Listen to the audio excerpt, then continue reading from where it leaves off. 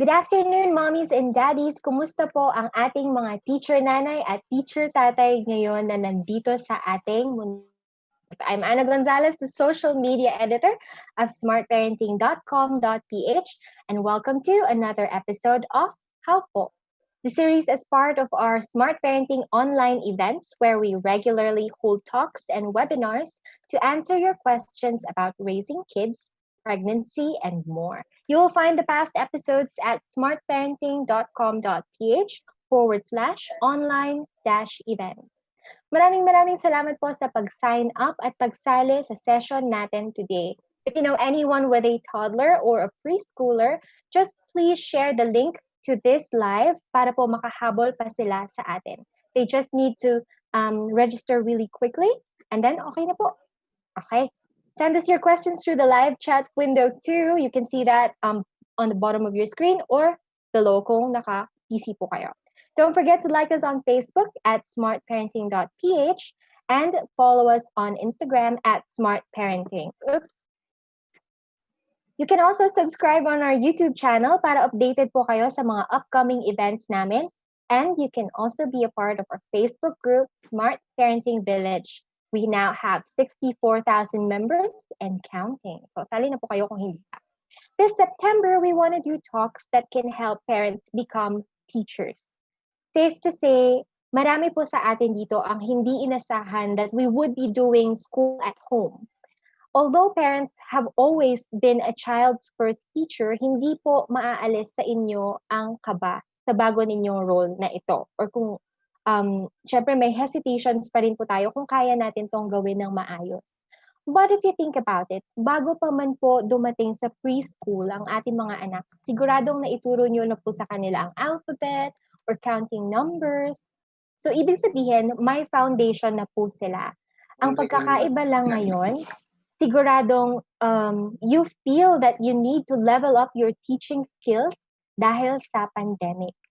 So this afternoon, we're hoping our experts can help you become a more confident teacher, lalo na for those whose kids are still in preschool and below. We have 3 speakers today. They will all have 20 minutes each to give you your lesson.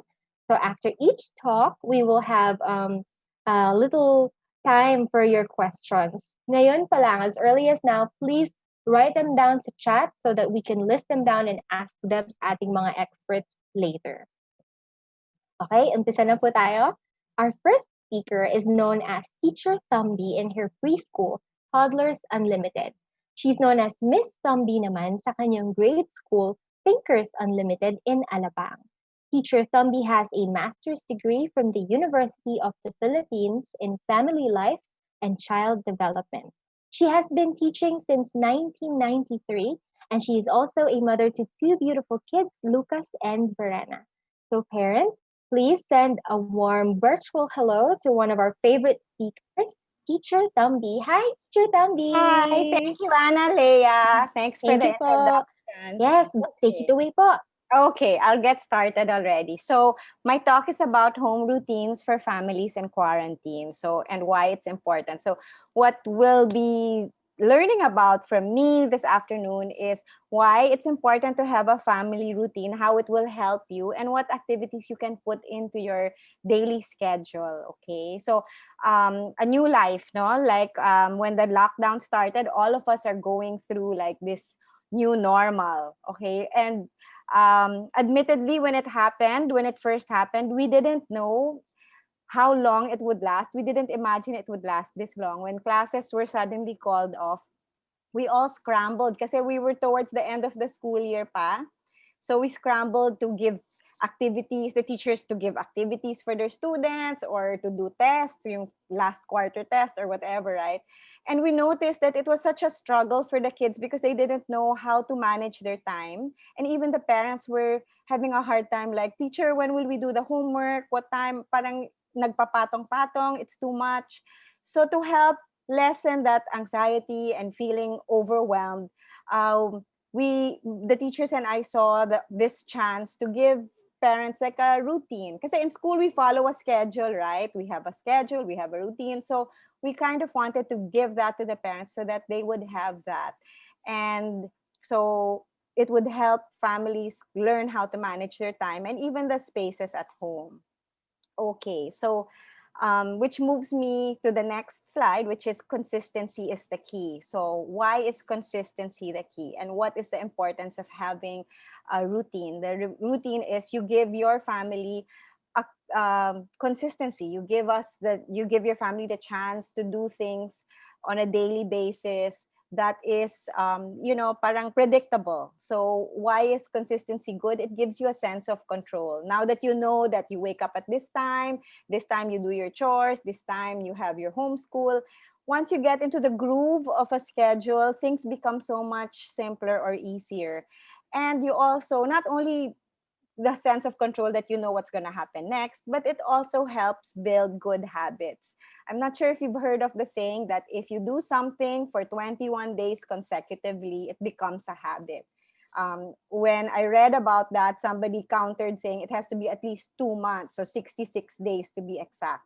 But whatever it is, whether it's 21 days or 66 days, if you do something consistently every day for that number of days, then it becomes a good habit or a habit. So if your children, let's say you want to teach them the habit of waking up early, and you do it consistently for 2 months, 1 or 2 months, then it becomes easier for them to do. Or the habit of good table manners, or whether it's brushing their teeth for 2 minutes, like that. No, a good routine also teaches children or families boundaries, and then your consequences and rewards. So for example, in your family, your boundary is screen time. You want screen time to only be, let's say, an hour a day. And if your child goes over that hour a day, there are certain consequences. Maybe the following day wala siyang screen time or something like that. So it's easier to implement when the parents are home. Sometimes when we were at work, we would have to leave it to yayas or relatives to implement the consequences, right? But now that we're all at home, it's easier to follow through. So um, in the next slide, we talk about tailor fitting the routine. So what we are presenting, or what I'm presenting, is a schedule with different activities within a day, but it really has to match what your family needs. Not all families have to do every little activity that is mentioned in the schedule. So you can pick and choose. Like, for example, MWF, we want to do these activities. Then Tuesday, Thursday, these. And then pag weekends, we want to remove some of the activities from our schedule, which is fine. So you really have to make a schedule that matches your family's needs or your personalities. Some families, they eat dinner or they have lunch long, so you'll have to extend some the eating time. And then some families, they have longer nap times or breaks. So it really has to match what your family needs. So adjust it, be flexible. Don't be scared of having a routine and having to stick to it. Don't let the routine rule you. You have to make it work for you. Okay. So this is an example. In the next slide, here's the example of the routine. So it starts with the good morning, and then we have hello heart, and then work with me, followed by let's play, tummy time, hush little baby, free play, creative critters, I like to move it, yummy time, bed, bath, and beyond, and good night moon. So we try to think of cute names so that it's motivating for families to follow them, right? So I'll get to it. I'll start with the good morning time. So good morning time is really just your wake up routine. When you get out of bed, brush your teeth, dress up, those things. And it doesn't always have to be rushed. So if you plan it so that you can enjoy waking up, then your children don't have to feel so rushed early in the morning. I interviewed some of my students, and I asked them, how do you like waking up in the morning? And so there are different ways that we can wake up our students or our kids, like one of my students said, her mom lets the dog in the room and she licks her face in the morning, and that's how she wakes up, and she enjoys it. She likes that. For some other kids, like my kids, the older sibling likes to wake up the younger sibling. So sometimes that works too. So It could be some children, they wake up well with alarm clocks. Others like it when their parents wake them up. Although I've heard some students tell me that sometimes, teacher, when my mama wakes me up, she shouts at me. Of course, when you're in a rush, right? So we try to think of ways where you can wake up your children that, it's less stressful for everyone. Okay. And then in the good morning routine, something I just wanted to highlight is that a study showed that children who had woke up early were more active and alert during the day. So, what's the point of waking up children early? Sometimes people say, let them sleep na lang. So, if you wake them up consistently early, there's a good chance that they will be more productive. I mean, look at yourselves. Like me, I feel like when I wake up early in the morning and I get more things done in the morning, my day is productive. Then I can use the rest of the day to relax na lang or take it lighter. Uh, the next is Hello Heart. In Hello Heart, what you just want is to get some kind of physical activity in. So whether it's a morning stroll, if you have like a small garden, or if they allow it in your area to walk around the block, then any kind of exercise. So some parents are into yoga. If you are, you can get your child also to do some yoga stretches with you. It doesn't have to be the hard poses.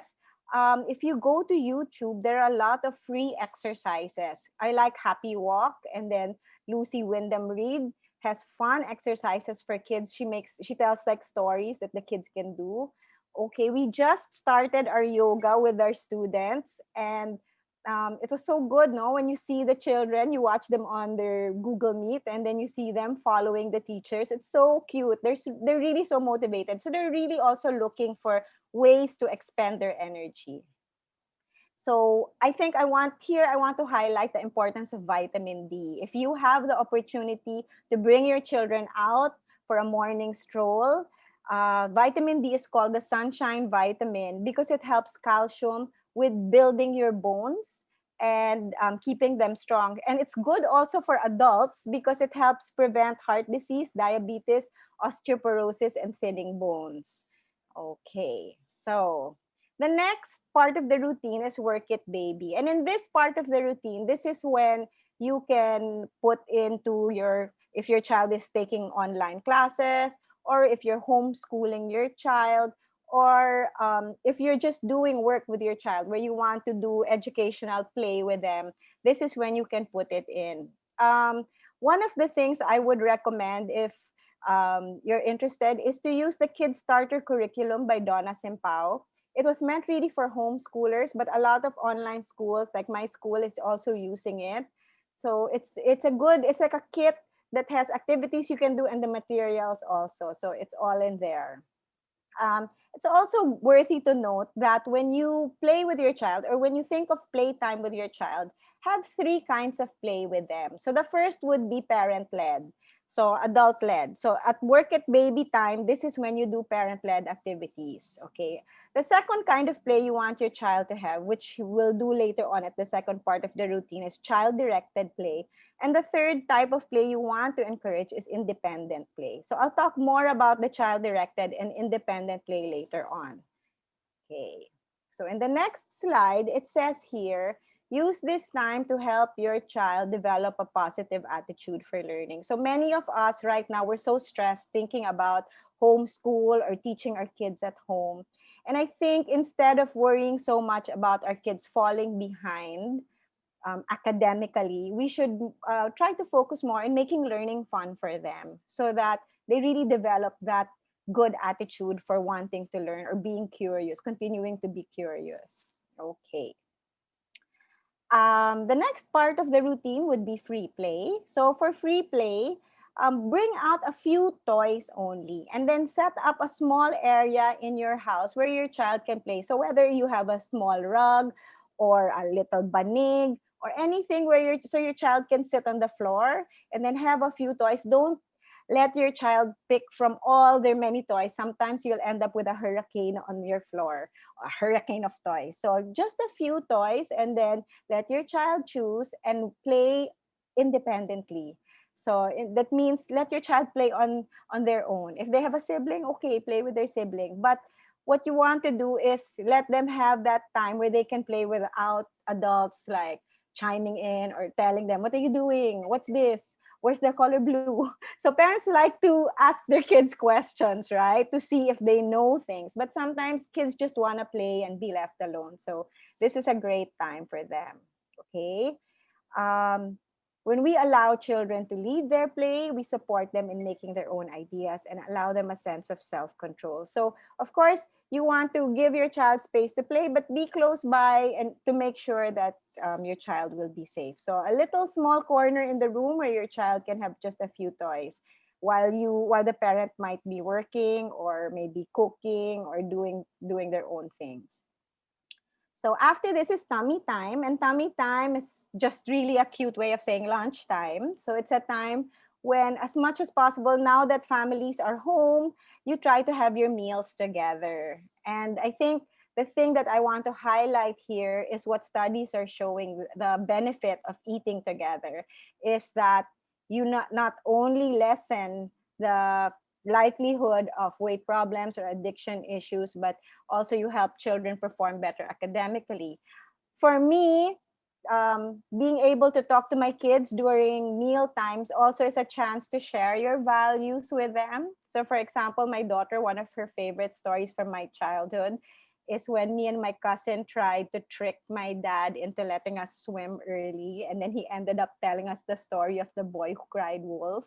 So there's a lesson there, right? You want to teach your children lessons through your own experiences. Okay, so in the next slide, it's Hush Little Baby. So in Hush Little Baby, that's just really our quiet time. So after lunch, usually parents need some time to clean up or just some time to relax.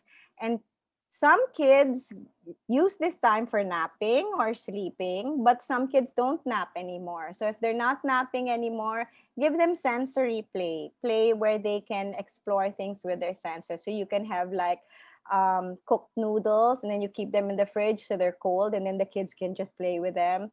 Water play, like pouring things, play doh, those kinds of things. I know kids somehow they love bubbles, they love blowing bubbles or popping them, so that's something that you can also do, especially with the younger kids. um, I would also say no judgments if you need to use this time for screen time, like if your child will settle down with their iPad so that mommy can have her break. You also have to take care of, parents also have to take care of themselves. So you should have that time, that part of that day where you also can take care of yourself. And this is where what we call the hush little baby time. So when we give our children sensory play, we also give them a natural way to integrate scientific processes in their play. So they start to ask questions, they make observations, they make conclusions while they play. Okay. I also noticed before in school something that when children would start crying, especially our young ones, if they were crying a lot and we needed to help them calm down, sometimes just giving them a basin of water and then for them to like play with or squeeze sponges into, it really helped calm them down. So there we go. Now, this is the other part of play. So we already talked about the play that's parent guided, and we also talked about individual play. And this is play. This one is let's play. So in this kind of play, again, just bring out a few toys and follow your child's lead. So when we say follow your child's lead, that means whatever your child's story is in their game, play along with it, build up on that. Instead of asking them to follow your ideas, you follow your child's idea. So whether your child wants to make a Batman fortress or wants to get a car and just make it go all around the house, follow them and see where the play leads you and see what adventures you guys can go together. And what is the benefit of that kind of play? It boosts their self-esteem. It helps children make choices. And I think the most important one there is that it helps strengthen the parent-child relationship. When the child sees you also as somebody that they can play with and somebody who enjoys their company, then they become more likely willing to follow you when you have requests for them. So if they can see that you follow them, they'll also want to follow you. They'll reciprocate. And one way for them to learn what following is or giving in is if it's also done for them, right?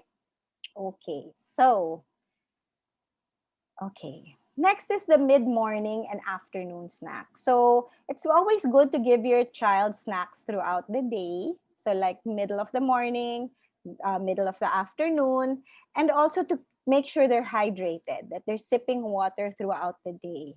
But for a lot of families, we are guilty of overfeeding our children during snack time. So instead of giving them a light snack, we end up giving them a meal, okay? Something that um, kind of ruins their appetite when it's time for lunch or time for dinner. So I think the key words there to remember are right food at the right time. Okay, so when we say right food, we're not giving them like the overly salty food or the overly sweet food, but we're giving them something that is nutritious and that will help them last till it's time to eat the real meals. And it also not just boosts nutrition, but manages moods. I mean, when I'm on a diet, I'm super cranky, right? So you can't not feed the bears. Okay, so and it increases their ability to focus. So, what are examples of light snacks or right food? Yogurt is a good option. Bread and cheese or crackers and cheese. Fruit slices. So, pita bread with dip. Okay, those are simple and light snacks that your children can be eating between meals. So, try to avoid rice and meat while if it's just an in between snack. Okay. All right, the next part of the routine would be creative critters. And for creative critters, what we want is for children to release their creative side. And when we say creative side, it could be arts, it could be making crafts, it could be baking if your family is into baking, making projects like scrapbooking or journaling. Of course, it might be a little hard for the super small kids to do, but if you're really into it, I'm sure you'll be able to find a way to make a scrapbook that your child can make things to go into the scrapbook. Another thing that you can do during creative critters is dramatic play. I think we all kind of gloss over the importance of dramatic play, but it's super important for children to be able to pretend. Okay, so pretend play could be like pretending to take care of a baby doll, pretending to cook, pretending to be a doctor, those kinds of games. You want your child to be able to engage in those kinds of games. Now, when you're doing art, you'll always hear teachers saying, value the process over the product. And when it comes to painting or drawing, you can try to resist the urge to make a sample for your child to follow. And even teachers are sometimes guilty of this. We like to draw and then, or make the artwork and then show the children our example. It puts a lot of pressure on the children. So instead of doing that, you can just help them, like when they're making circles, you can remind them how to hold the pen, or what happens when you mix the colors together, or how you use a certain brush. So instead of showing them what a body looks like, for example, you want them to draw a person, then you can talk about, oh, look at the shape of my head. What shape does that look like? Oh, it looks ovalish. Okay, it looks like a stretched circle. Okay, how do we draw that? So then your child can come up with different interpretations of what a body looks like, instead of just trying to draw a human or a person the way you would draw it. Okay, so then we move on to the next part of the routine, which is I like to move it. So, or I like to move it. And it's just, again, very similar to our morning routine of Hello Heart. It's outdoor play. So if you can do things like hopscotch or watering the plants, hide and seek, music and movement, anything to get their heart beating fast. So that for aerobic exercise. Okay. So something I found out was that according to the National Health Service, so that's of the UK, preschoolers should spend 3 hours a day 3 hours. Can you imagine a day of doing a variety of physical activities? Although you spread it naman throughout the day. But the thing is, how much, I mean, if we look at ourselves now, how much of the time that we are at home is really spent in active physical play, right? So I remember in the summer, what I would do when I did a preschool class is every session I would have like some songs that we would do, like um, freeze dance, and then other songs where they really have to get up and jump around. We would use like Go Noodle and things like that, because I wanted their heart to beat fast. And I would tell them, "Oh, feel your heart. Do you feel it? It's beating fast." Oh, then when it's time to slow down, okay, let's do breathing exercises. So after that, we would breathe to calm down. But really, we want them to move their arms and legs and kick up their heels and things like that. They need that physical activity. Okay, especially now that they're cooped up in the house. So then we go to yummy time, and yummy time is just dinner time. Um, One of the things that we are trying to encourage families to do is have early dinner time. And what is the point of having an early dinner time? Okay, so eating dinner early is good for you because number one, it promotes weight loss, and number two, good sleep, better heart health, it improves mood and energy levels, and reduces the risk of obesity and cancer. So, with all those benefits, why not? What's it for us to move our dinner time an hour earlier, right? So, all these great things that happen when you eat dinner at 6, or what they say before 7. So, for those of you who do the intermittent fasting and things like that, it's also good because you end up eating early. Um, all right. So after that, we have Bed, Bath, and Beyond. So in Bed, Bath, and Beyond, so if you eat dinner early and you finish dinner early, then you can take a bath and even have some games before you go to bed. And kids like simple games like Candyland, or if you have the headbands, where you have a card and then there's a word, and then the family describes what's in the card and you have to guess. So simple things, Crazy Eight. So it's always nice to teach your child at an early age games with the rules that are very simple. So at home we have the occasional game nights because my daughter loves planning. She makes up her own games and then we have to do it. So Bed Bath and Beyond is also good for story time and snuggles. And don't forget your evening prayers. So again, we're talking about the habits.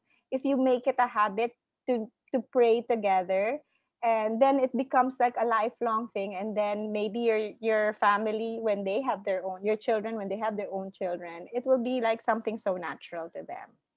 Okay, so here's an infographic that I pulled from the internet on the importance of reading. It really just shows us how reading affects our children. If you read 1 minute a day every day compared to reading 5 minutes a day, compared to reading 20 minutes a day, how many words would they have heard? If you want to increase their vocabulary, how many words would they have heard?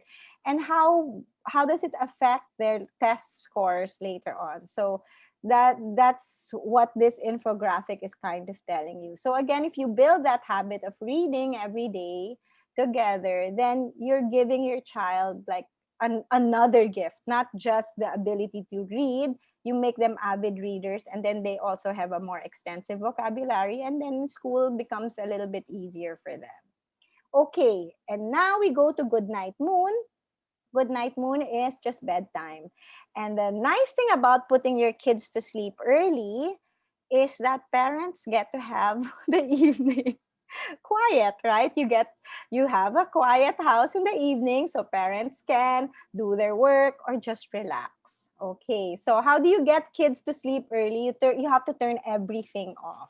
So all screens, even your cell phone, shouldn't be on, because once they detect that screen, if you're trying to put them to sleep and you're on the phone and they see that light, they're gonna be so attracted to it, and it's gonna take forever. So keep all screens off, bright lights too, and then once they're asleep, what I do after my kids fall asleep, then my Netflix comes on and whatever, I check on my Facebook. So that's mommy time, right? So and it's good. It's good really for kids to have sleep because they need that for their body to heal. It's when we are sleeping that our bodies heal and their bones grow. So sometimes I get extra help from my essential oils to put them to sleep. So to help them go to sleep earlier. And this is just another infographic that shows how many hours a day your child should be sleeping.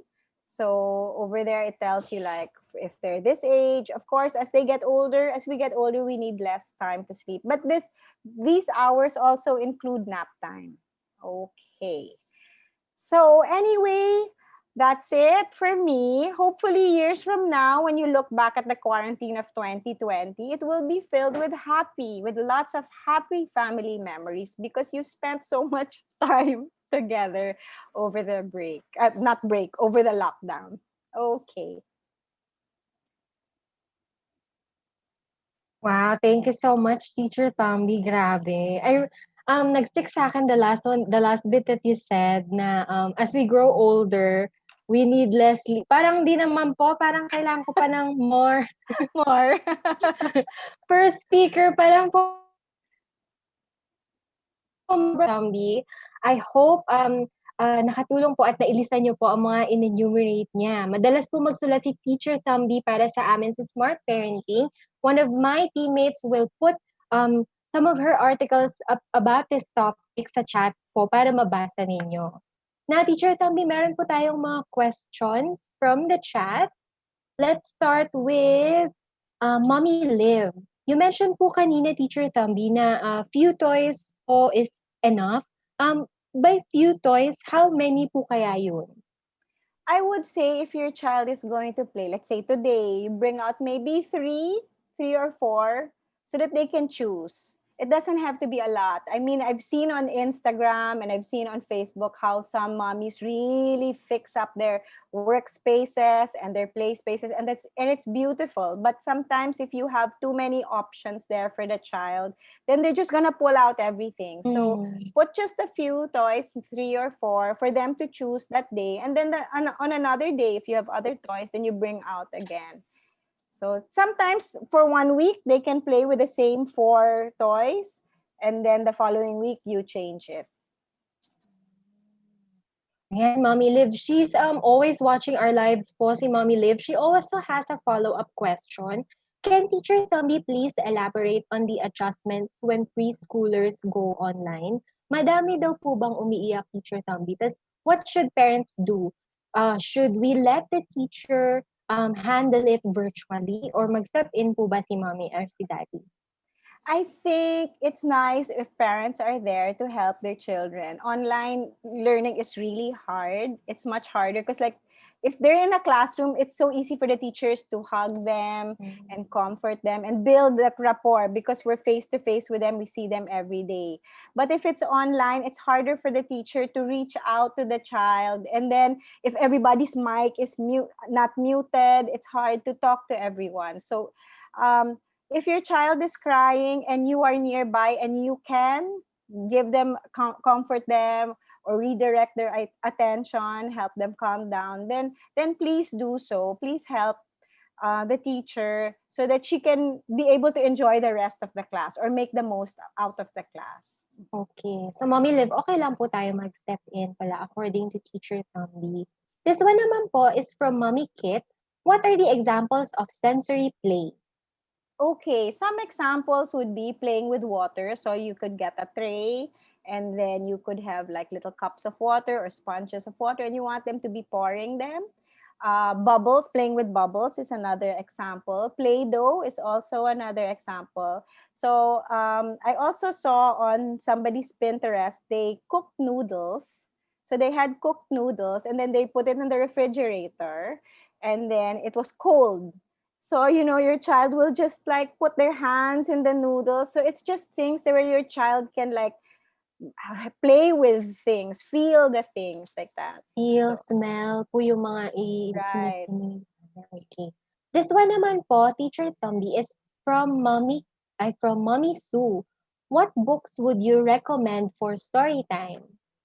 Depends really on the age. But for preschool age children, some of my favorite books are by Sandra Boynton. I also like books by the Berenstain, Stan and Jan Berenstain. They're so easy for the kids to love. One of my other favorite authors is Mercer Mayer. He made The Nightmare in My Closet. So for kids who have fears like that, he also has this character called Little Critter who gets into all sorts of trouble. So those kinds of authors. Eric Carle is the favorite of many teachers and many students.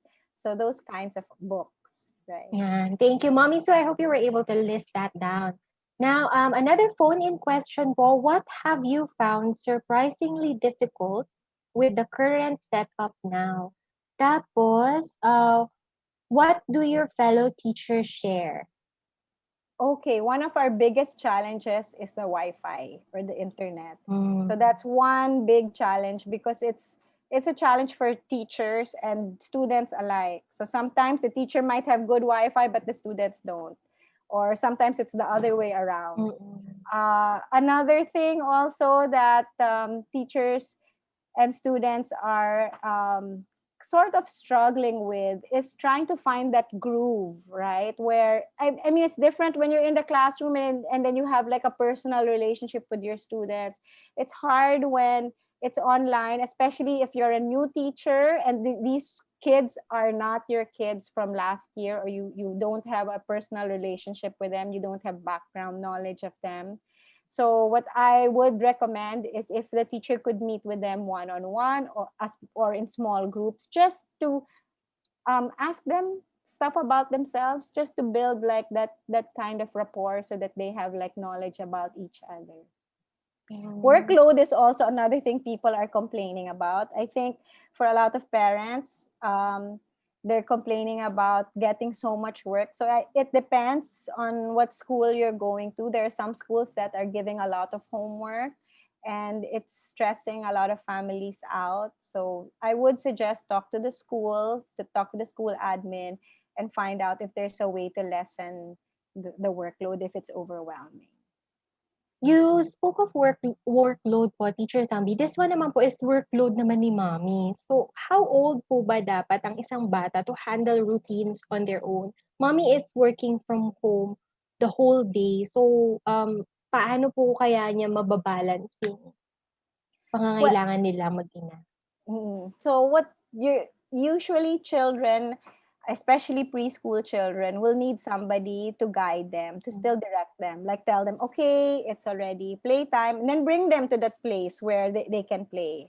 Okay, it's already lunchtime, and then bring them to the tables. But Mm. older kids, like grade school aged kids, once you set your routine, and again, when we're talking about making habits, once it's already a habit for them, then it's easier for them to like follow through what's next, and they can read like the calendar. If you have a kinder age child like 5 years old, then you can make your own, like, I don't know if you're familiar with how the teachers do it in school. They have like pictures, like say circle time and free play time, and you can have something like that at home, but you might still need to help your child follow through with a different routines.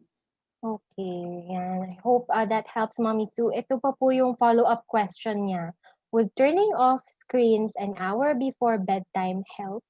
Yes, yes. There's studies that show how the blue light keeps children awake, and that's why they really discourage children from using screens right before bedtime, and that it kind of stimulates the brain, so that even if it's already off, the brain can't shut off or can't go to sleep right away. So if you turn it off an hour before or earlier than that, then you're giving your child a better chance of falling asleep early.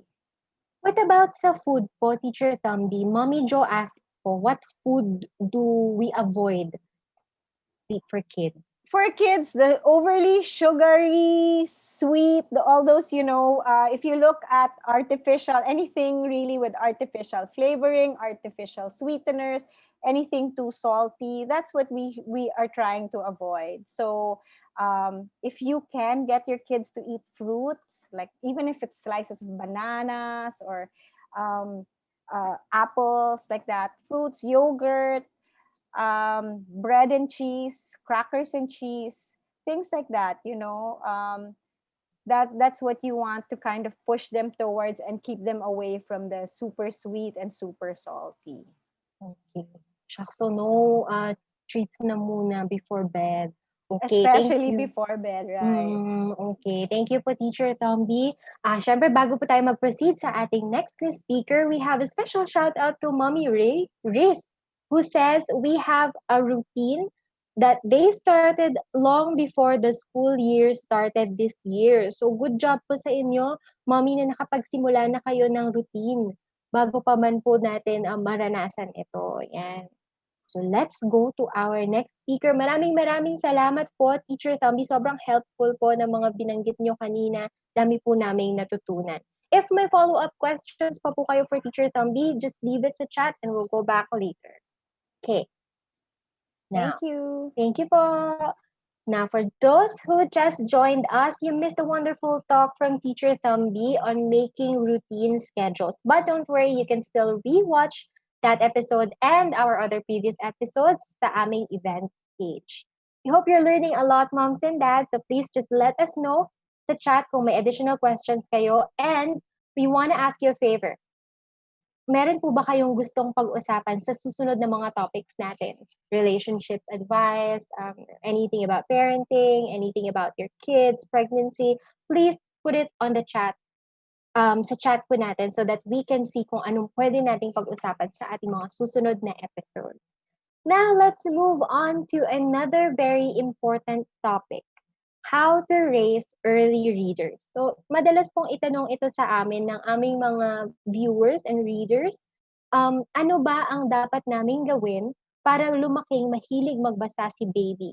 Now, our speaker would be able to help us is the director of the Learning Library, an enrichment and tutorial center that specializes in reading and Filipino language skills. She's a mother of three and a passionate advocate of reading in families. We're excited to hear her talk.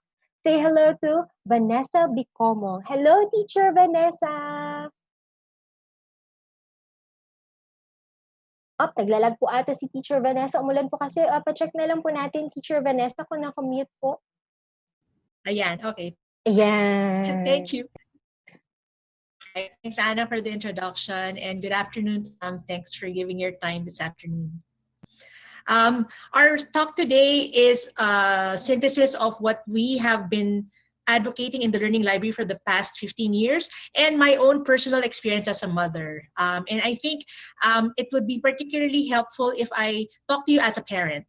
Merong mga dagdag na tips from the Learning Library, but primarily I'm going to talk to you as a parent. I have a 19-year-old who's now in college, and I have a 17-year-old who's in a science high school, and I have a 10-year-old who's in a Montessori school. And I am proud to say that all my children are readers. They are avid readers. My eldest has 300 books in her room alone, and our home is overflowing with books. And I want to share how it can be done, even by parents who feel that they are not the best reading advocates for their children. All parents are able to do this. So I hope that at the end of my talk, you'll be having very practical tips on how to help your child reader. And why does it have to be you? Because you are your child's first teacher. Hindi po natin pwedeng ipaubaya ito sa paaralan, lalo na if your child is very young.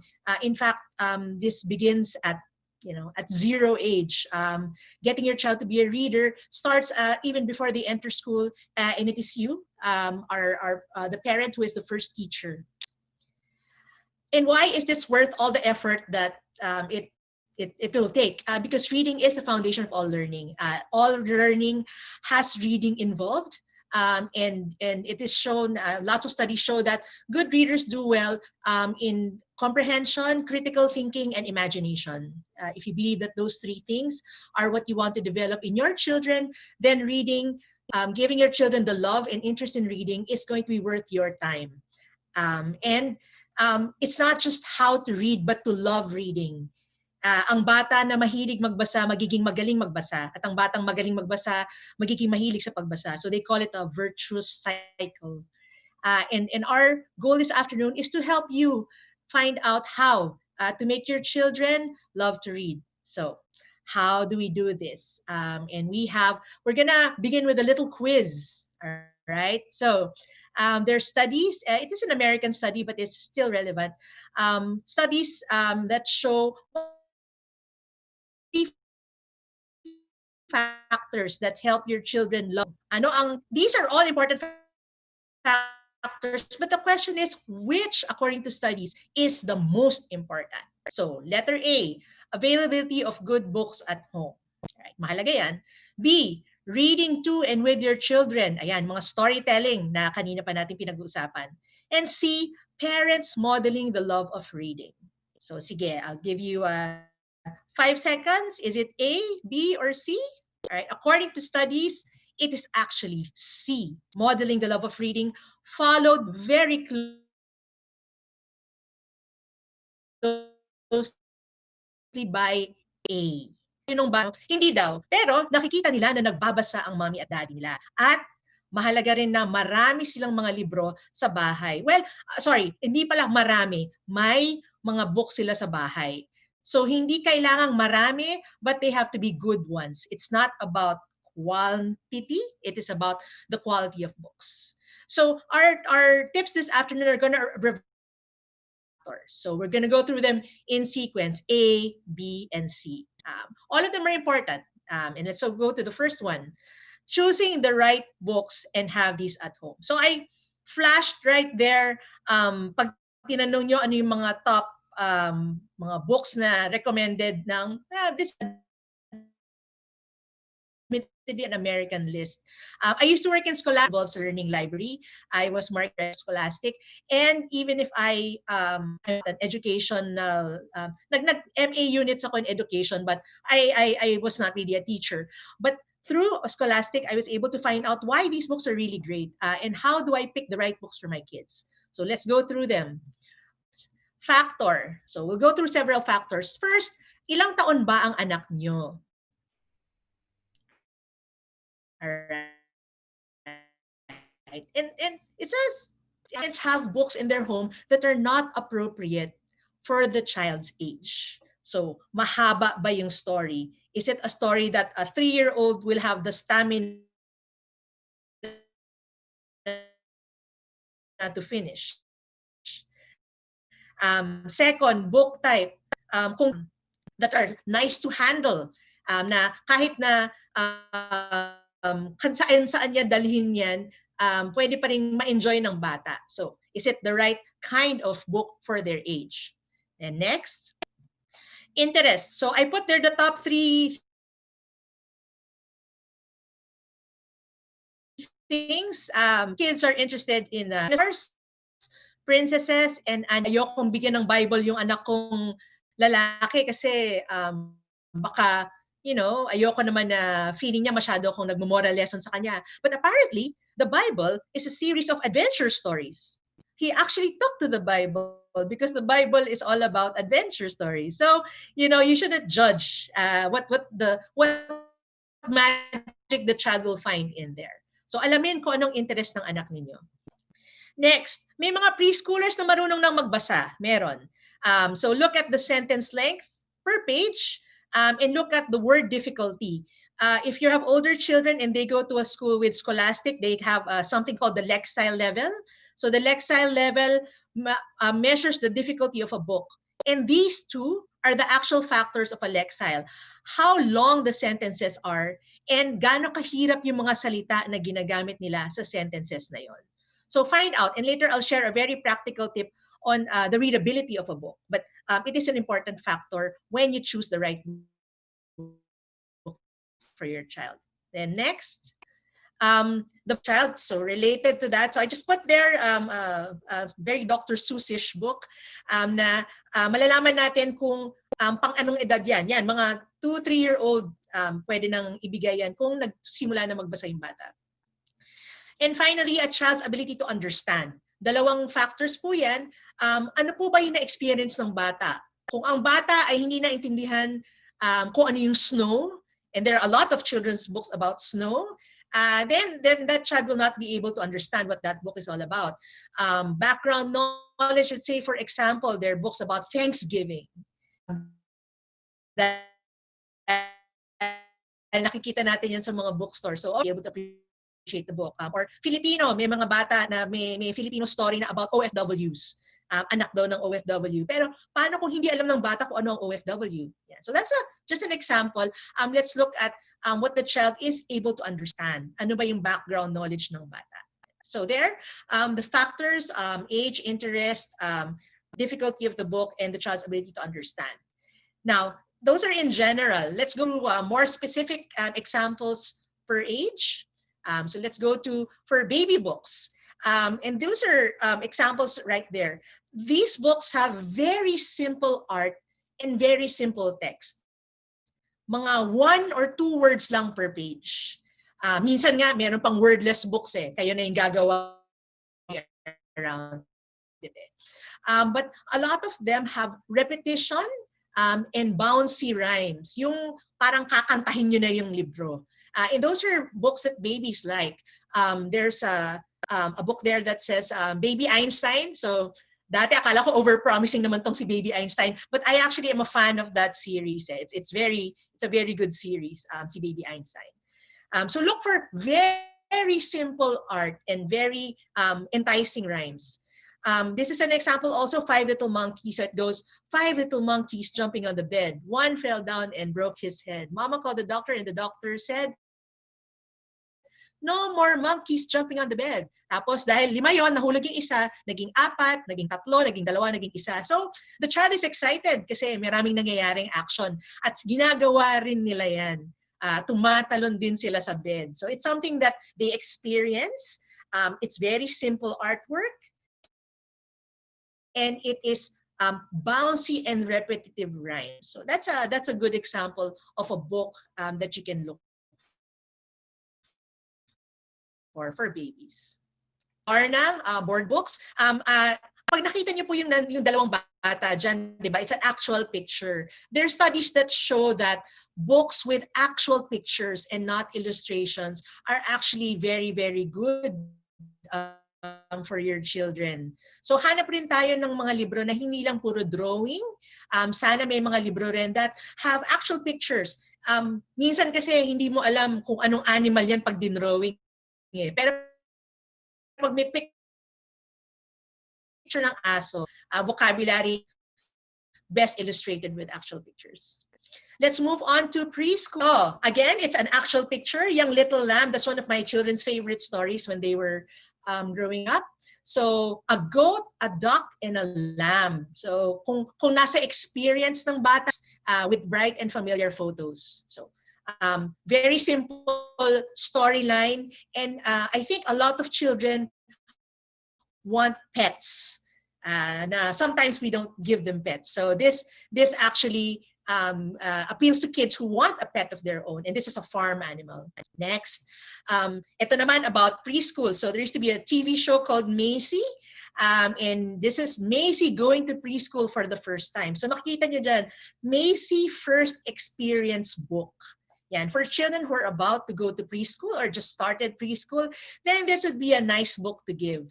Meron din mga series about Dora. When our children were growing up, Dora goes to the dentist, so-and-so goes to the doctor. So any experience that the child is being introduced to and they read about, yan, nagugustuhan nila yan. And then next, this is an obsession with my children growing up, and apparently the preschools also love this. It's called Chika Chika Boom Boom. So it's about letters go coconut tree.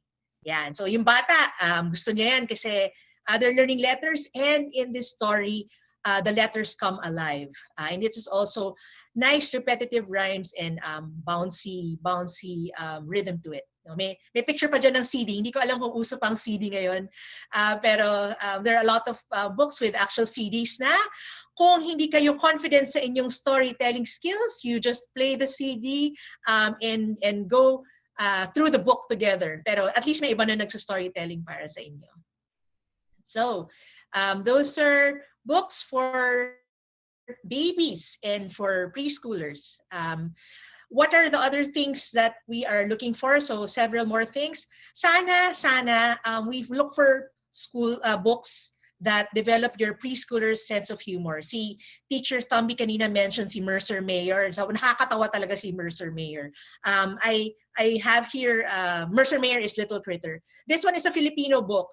It's called Si Putot. Pag tinanong mo ko kung anong favorite Filipino storybook ko of all time, Si Putot yun. Kasi tawa ng tawa yung mga anak ko dyan. Si Putot ay isang aso na maiksi lang ang buntot. At ayun, in this picture, ini-imagine niya paano kung maging rock star level yung kanyang buntot na sobrang haba. Yan. So, tuwang-tuwa ang mga anak ko dyan. O, di ba, teacher Ricar? Yan, si Putot. And this guy never wrote another story ever again. So I told, sina Agno Almario, bakit hindi nyo si Charles Funk, hindi na siya nagsulat ulit. This was made in 1983.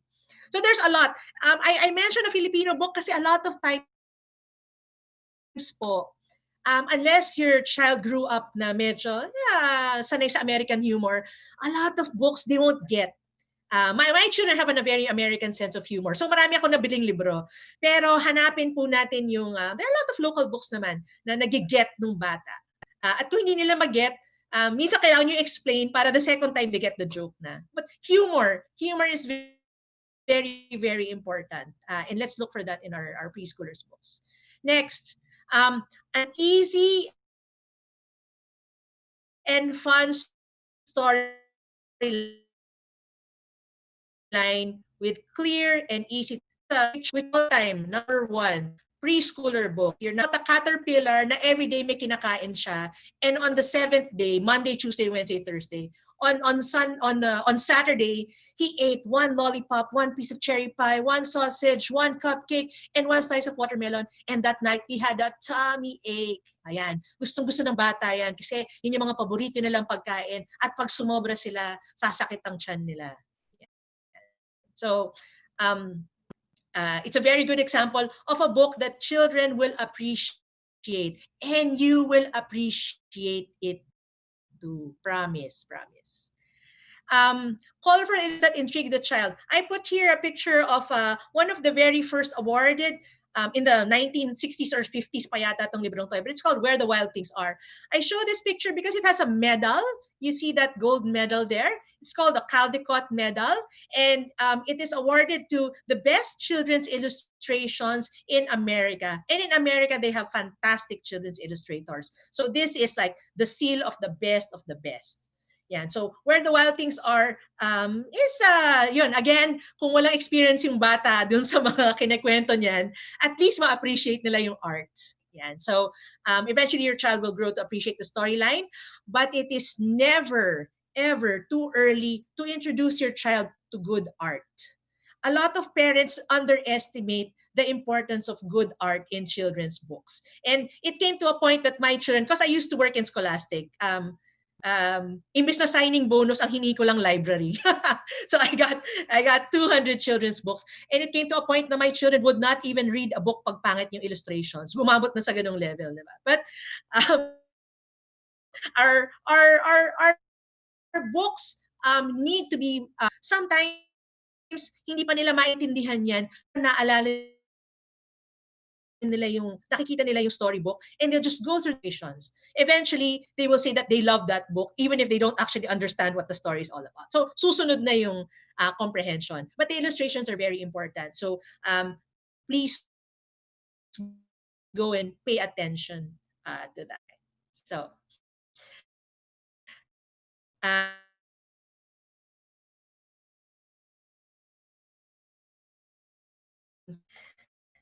storylines naman. So kanina sinabi natin art, di ba? Ngayon, questions and discussion. Almanac ha. So syempre kasi fact book yun eh. But this is a plot, a story that elicits questions. The very they're by Leo Leone, who is my personal favorite. I have Leo Leone shirts.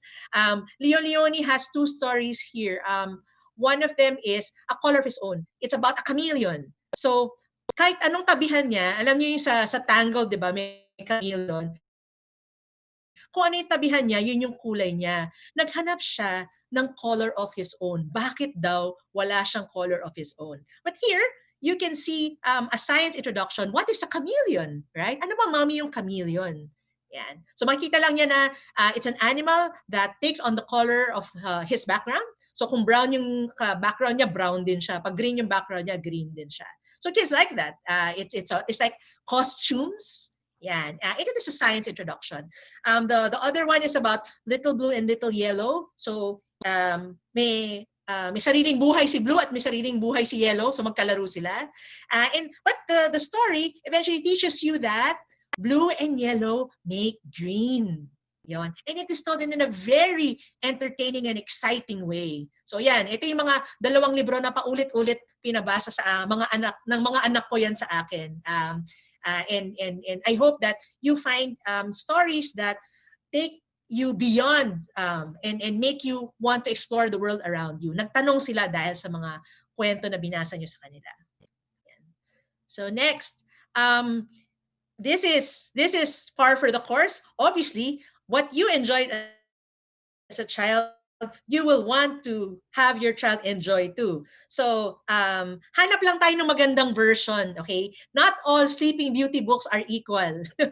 And not all Goldilocks and the Three Bears is like a million versions of it. This is Golden Books and this is Osborne. So look at the publishers. I like Osborne and I like Golden Books. Makikita nyo naman yun na the way the story is written is important. Wag nating pabayaan yon. Kung kayo binasa nyo at parang hindi kayo natuwa sa pagkakwento, hanap pa kayo ng isa pang Goldilocks. At marami dyan, hindi kayo maubusan yan. A word of caution though, sometimes when they see the Disney version and then you look at the story inside, the words may not be appropriate for your child. And we'll tackle that point later. Right now, I just want to tell you that the stories that you enjoyed as a child, yes, sana na-enjoy ng mga anak nyo, pero huwag kayong ma-disappoint kung hindi. Like ako, ang dami kong Nancy Drew, hindi naman pinansin ng anak ko. Binasa ko lahat ng every single Nancy Drew, hindi nila pinansin. Okay lang. Try pa tayo uli, mga mommies, di ba? And I want to tell you that all the books that my children enjoyed, I did not have them when I was a kid. I did not have them at all. Paano ko sila nalaman? Naswertehan lang ako, nasa Scholastic ako, but you can go to the Scholastic website, you can go to the top X books for preschoolers, it's all there. There's a local version of it also. So, in this day and age of the internet, kasi noon wala pang internet yung mga mommies and daddies, but now, advice is all over the place. And you can find it. If your stories are not translating well into the millennials, then it's okay, mommies. Hanap pa tayo ng iba. All right. Kanina we were talking about, yun nga, kung yung words hindi maintindihan yung pagkaano ng Sleeping Beauty. So, hanap tayo ng reading levels that will challenge but not intimidate your child. I put there Dr. Seuss. Dr. Seuss, Cat in the Hat, just so you know, he was given a challenge. These are 30 or 20 to 30 words. Gumawa ka ng story about that. Kaya siya napagawa ng Cat in the Hat kasi ang challenge niya, gagawa ako ng story na lahat ng words doon naintindihan ng bata. Right? So, he was up to it and that's what his claim to fame is. Right? So, hanap tayo ng mga libro na kayang-kaya ng bata yung mga salita.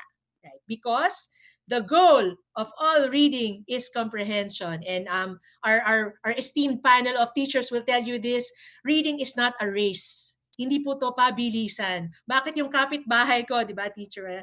Bakit yung kapitbahay ko, 4 years old na, pumupunta po sa library, sa learning library, pumupunta sa amin, kasi na-worry siya yung kapitbahay nila, 4 years old, nababasa na, bakit daw yung anak niya hindi? Alright? Unless your child is 7, and I was told this, and our panel can tell me otherwise, but unless your child is 7, then you should not worry yet. My own child, so I have 3 kids, right?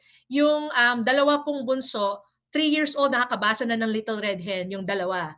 Yung panganay, hindi siya masyadong maaga nakapagbasa. Siguro mga 6 na siya nakapagbasa. Pero yung panganay ko po, pagdating po ng 8 years old, natapos na po niya yung Harry Potter 1 to 7. Bakit? Kasi po, ang hinabol ko po sa bata is comprehension.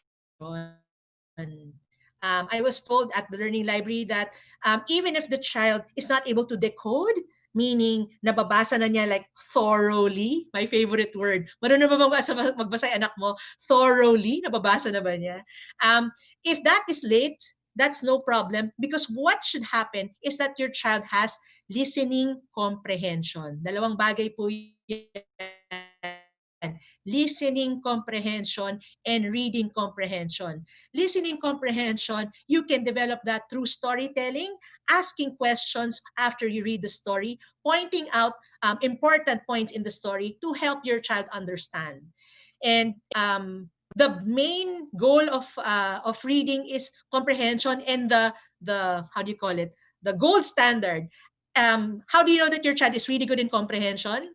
Kung napipredict na niya yung ending ng story. Yan. Amongst all my children, yung panganay ko yung nakakagawa nun eh. Sige nga, anong mangyayari next? Napipredict niya yung ending ng story. And if your child is used to understanding the plot, malalaman niya eventually, doon na abot yan. So let's aim for comprehension and not necessarily decoding. Hindi po race ito. Ang bata po, kahit 2 years old, kaya nyo nang i-emphasize or i-develop ang listening comprehension. And eventually, aabot po tayo sa decoding and reading comprehension. So again, it is not a race, mommies and daddies. And I've been promising very practical tips. So ito po yung dalawang practical tips ko. Pagpunta nyo sa bookstore, hanap po kayo ng leveled readers. Nakikita nyo dyan, level 1. So in any bookstore, you'll see that level 1, 2, 3, 4. And you'll see there kung para saan level yung anak nyo. But look at the levels and tingnan nyo. Kung nahihirapan kayo ma-determine kung masyadong mahirap, look at the numbers. Yung iba yata ABC. Pero a lot of times it's level 1, 2, 3. And the 5-finger test is something that you can apply. So next slide, the 5-finger test. Ayan. If there's one screen cap na gusto nyo sa presentation na to, pwedeng screen cap nyo to. What to do?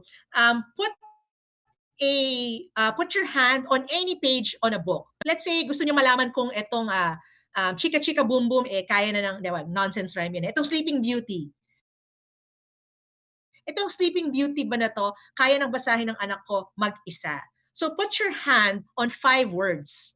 If find out, alam na ba ng anak mo itong word na ito? So 1, 2, 3, 4, 5. Does my child know these 5 words?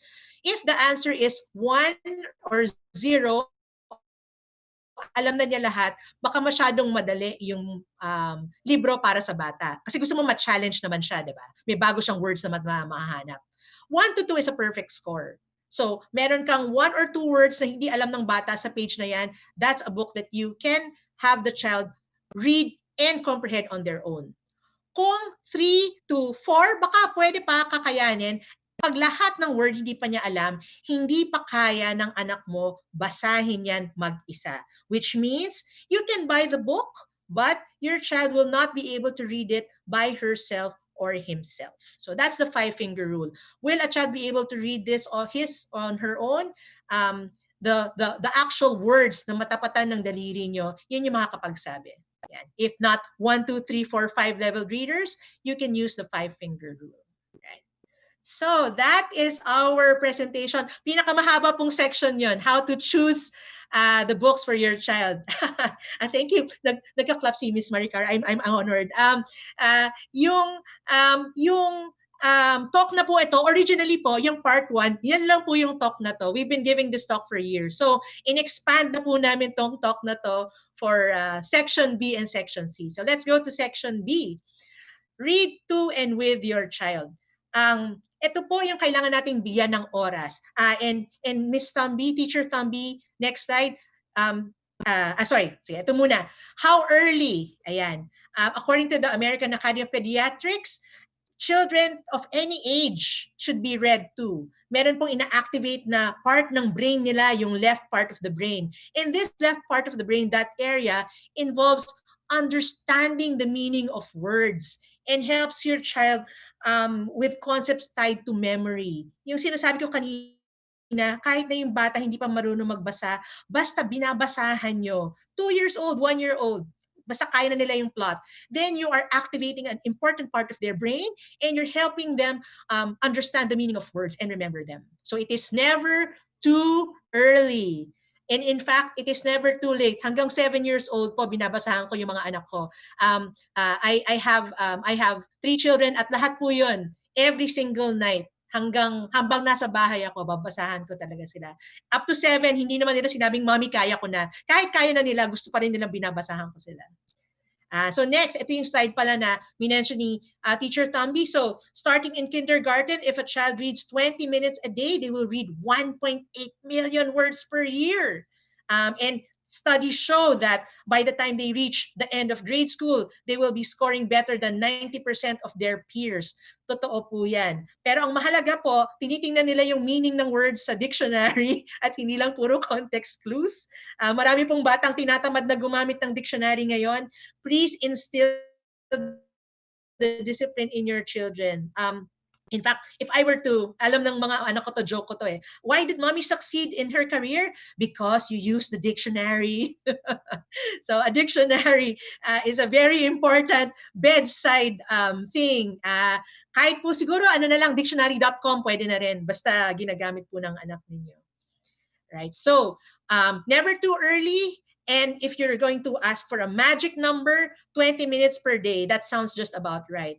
Kahit po pagod kayo, mommies and daddies, kaya niyong bigyan ng 20 minutes yan. Huwag na lang kayo mag-Facebook, huwag na lang kayong mag-chat, basta bigyan natin ng 20 minutes per day ang ating mga anak. Alright, next.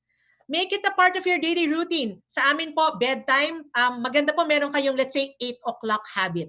Yung alam ng anak niyo na kahit ano mangyari, drop everything at 8 o'clock. Magbe-bedtime tayo. Bedtime story tayo. And we want you to make it fun, mommies and daddies. Hindi po yung napipilitan lang tayo kasi sinabi po ng smart parenting na magbasa tayo ng 20 minutes. I-enjoy po natin ito. Dahil ang sinasabi ko nga sa mga anak ko, I think I had fun and I wanted to make it fun for their kids. They look forward to it. So, ang term ko po dyan, mommies, kayo po ay magkakaroon ng performance level. Okay? Kunyari, professional storyteller kayo. Kaya nyo yan. Right? Maraming video. Tularan po natin yung mga video. Alright? And we're going to, so that's very simple. Storytelling, you've heard a lot about that. Let's go to the next one, which is modeling. Model it. Alam niyo po yung nasa, anong kasabihan, di po ba? Nagawa ng matanda, siya pong tinutularan ng bata. Show an interest in reading. If you feel that, alam niyo Miss Vanessa, hindi naman ako reader fake it till you make it. Totoo po yan. Magkunwari tayo na tayo ay nagbibigay ng oras sa pagbabasa, or you can ask your children and show an interest in what they're doing. It'll still be important. When you show that it is important to you, then they will give importance to the same. Next slide. Reading with your children models positive reading behaviors. Ano po ba yung mga hinahanap natin? 1, nag-e-enjoy tayo. 2, nagko-concentrate tayo. 3, tinatapos natin yung binabasa natin. Itong mga bagay na to. And afterwards, pag nagbabasa tayo, ano mo itong nabasa ko, maganda pala to. You actually use what you're reading as a springboard for conversation and for discussion.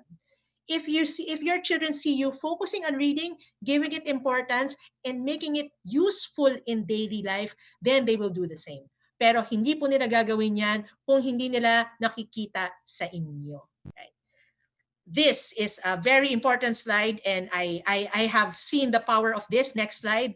We want dad. Alam niyo po, sa lahat ng mga anak ko, yung lalaki, medyo mas reader naman sa pagbabasa. Kasi between me and my husband, ako yung mas nagbabasa. If you have a son, it is actually very important that that the father shows an interest in reading.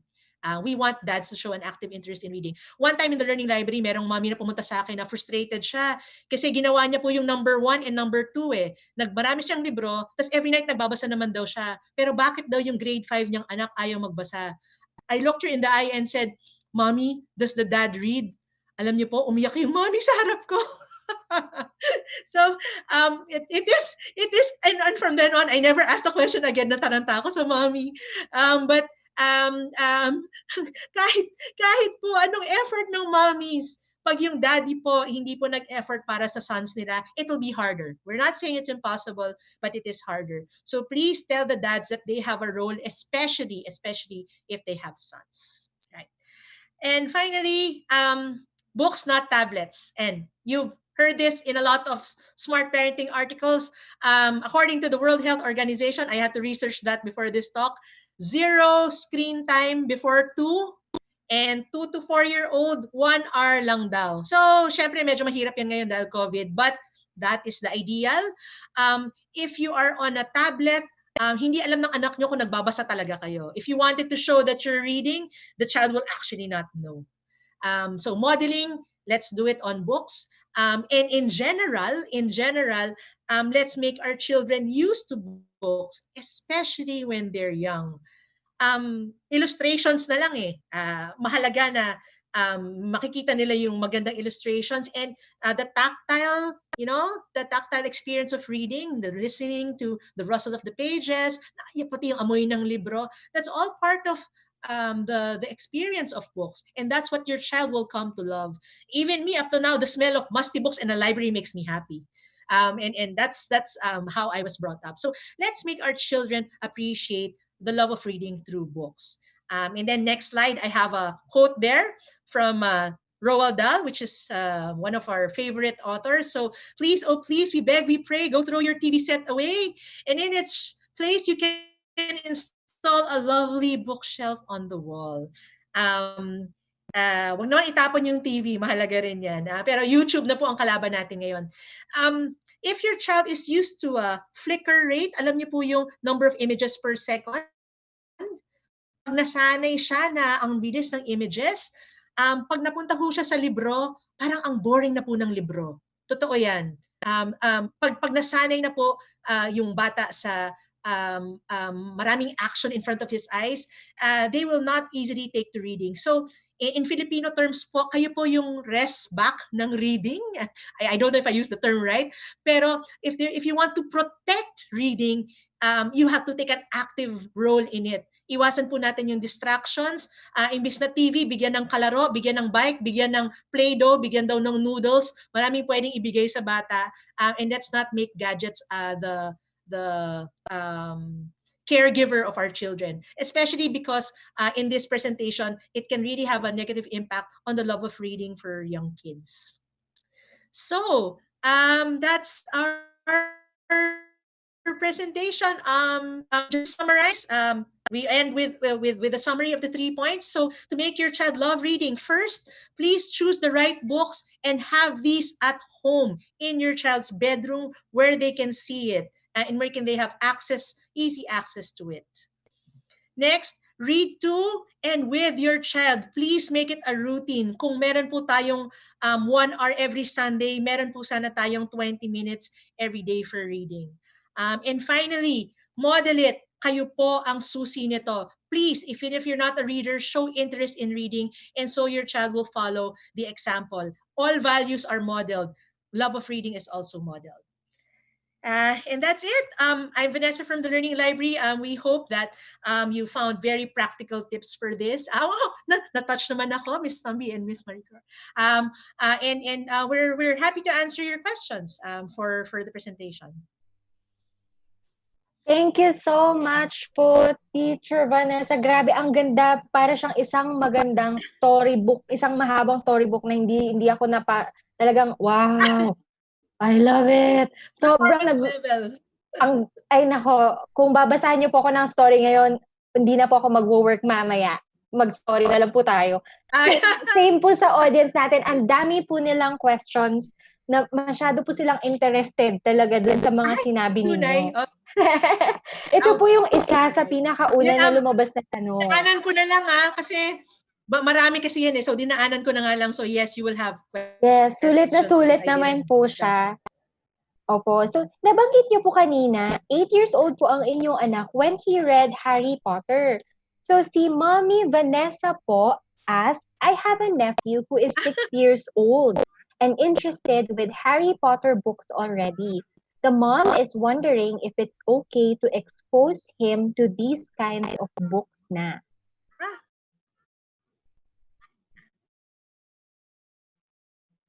nako. Um, uh, Context po, Harry Potter 15 years, at least, diba? So yung original audience, si J.K. Rowling po, was writing for them. That actually happened. So, yung panganay ko, 8 years old, yung pangalawa, medyo ganun din eh. My children are mature enough. The answer to that is up to you. Any book po, bago nyo ibigay sa anak nyo, pakibasa po muna ninyo. Kung palagay nyo kaya na ng bata, then yes. Wala pong magsasabi sa inyo na hindi dapat. Pero kayo na po yung magsabi kung palagay nyo na tama na ba itong, there's death there. Kung kaya na po ba ng anak ninyo ito. I think 6 years old, medyo hindi po ang problema yung appropriateness, kundi po appreciation. Sayang po. Marami pong nuances ang Harry Potter because they are not in your child's experience, they will miss. And they will feel Harry Potter is not a good book. Yun. So sayang. Hintayin natin para ma-appreciate. Yes, Mommy Vanessa, please tell the mommy, yung nephew niyo po, na wait lang saglit. Harry Potter is worth the wait, I am telling you. It's one of my favorite books. It's worth the wait. Yes. And next question po, Teacher Vanessa, from Mommy Dian. Ano po ang recommended ninyong mga libro para sa mga 6 months old na baby? Nako, ayan na. They're all in fully booked. Board books, obviously. It's a sturdy book with nice pictures, and pag ganyang age, pwede nyo nang yung bata yung pumili. Punta nyo sa bookstore, ano yung interesado siya na tingnan. There's a lot of touch and feel books. My children love touch and feel books. Yung may fur, merong crinkly, may salamin, yun, gusto nila yun. Wag nating ipilit yung ABC kung hindi naman, enjoyment naman to eh. I highly recommend books with real pictures. If you can find those are very nice. Nice colors, good art that you like, and a subject that your child likes. Fairies, princesses, dinosaurs, pare-pareho lang naman yun. Yes, yan. From Mommy Sue naman po, Teacher Vanessa, how to make children understand Filipino books po? That's my second talk. Si Miss Leia. In fact, nag-usap po kami ng smart parenting kasi meron po kaming talk on how to make your children bilingual. So it's about Filipino books. Sige, very quickly po, Filipino learning po is a matter of exposure. If you do not speak Filipino to your child, and the magic number po is 30% of waking hours. If your child does not hear any language, 30% of waking hours, it will be difficult for them to achieve fluency. So kung ang bata po hindi nakakarinig ng Filipino, hindi niya maintindihan yung Filipino book na yan. And sadly, hindi po ganun kadami yung mga books for non-native speakers in Filipino. Totoo po yan. Marami pong mga libro na pag sinabi niyong grade 1 dyan, hindi naman yun yung grade 1 natin as a certain demographic. Yung mga salita na ng Filipino, kailangan po mag-translate kayo. You have to be a living dictionary when you're reading a Filipino book to your child. There's no other way. They will not be able to understand the concepts. So there. Let's start learning Filipino early at home, please. Kung pwede po, magtagalog kayo sa bahay hanggang pumunta ng preschool yung anak niyo. That's very, very, very, very ideal kung kaya niyo po. Shinare nga po yan ni Mommy Reese. Yun din po yung concern niya na madali lang daw po para sa anak niya magbasa at umintindi ng storybooks in English. But nahihirapan po sa mga Filipino storybooks. So I guess, Mommy Reese, what we can do, we can follow Teacher Vanessa's advice. 30% of your child's waking time, we speak to him.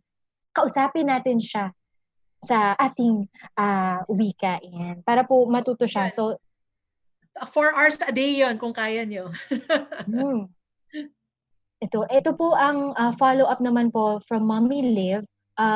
Nabanggit niyo po na kaunti lang po yung pwedeng mga books na mabasa. Ano po yung mga paborito ninyong Filipino books for preschoolers? For preschool, well, hindi, ano ba?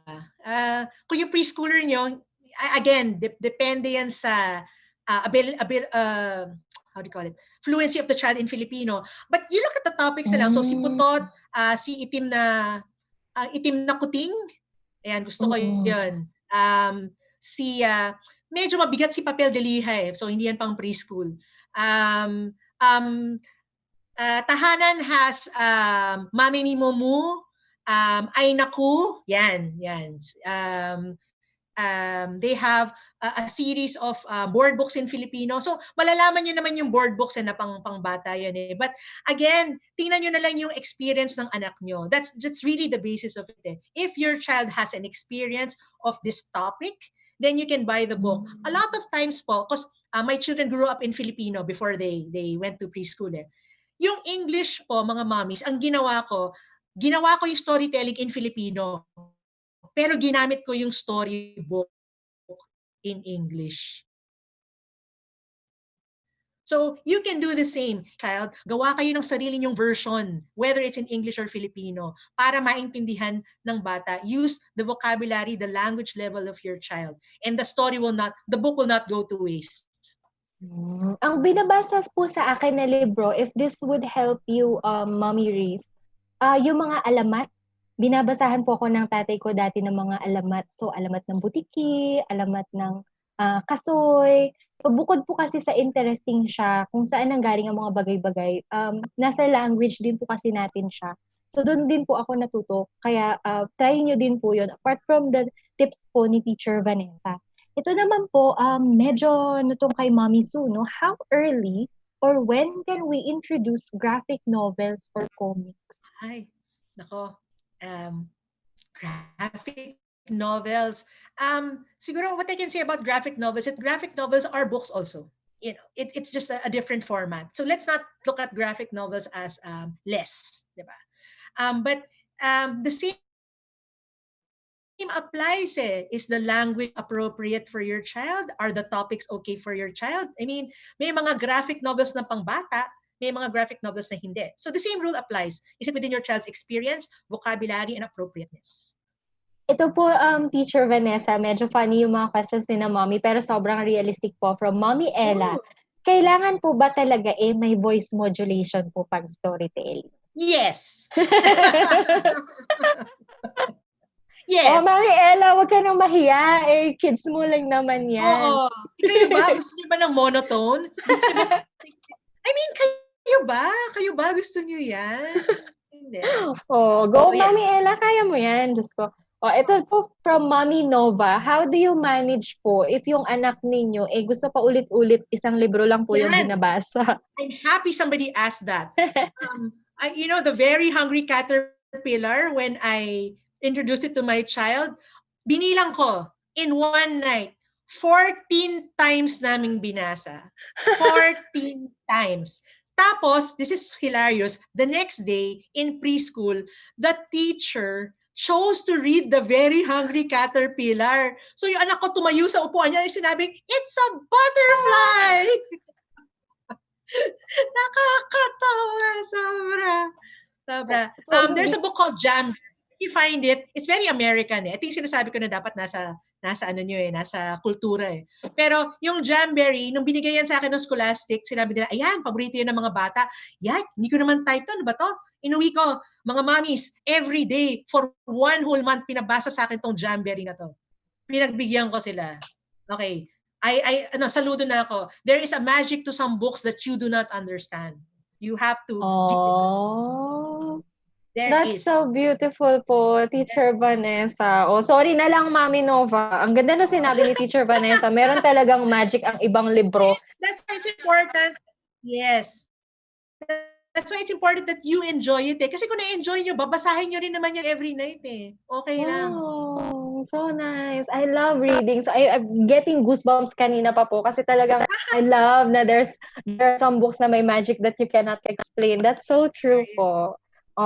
Pasensya na kayo mga mommies. Ganun talaga. Ganun talaga. Because Yan. Maraming yeah, my salamat eldest po. is now 19 eh. So this is 19 years of storytelling na naman doon. But there, please have patience. And it's better than them not wanting to read. Thank you so much, Teacher Vanessa. Mommies, if you still have any questions po, lagay nyo na lang po sa chat. We will move on to our next and final, but definitely not the least na speaker. Thank you po, Teacher Vanessa. Mamaya po Welcome. ulit. Thank you for your questions. Thank you. Okay.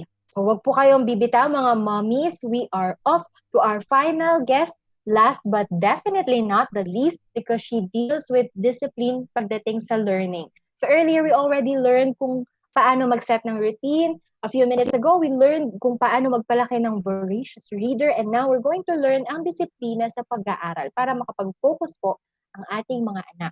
Our speaker has been in the field of early childhood education for 25 years and is the co-founder and partner of Key School Manila, a progressive school from pre-K to grade 12.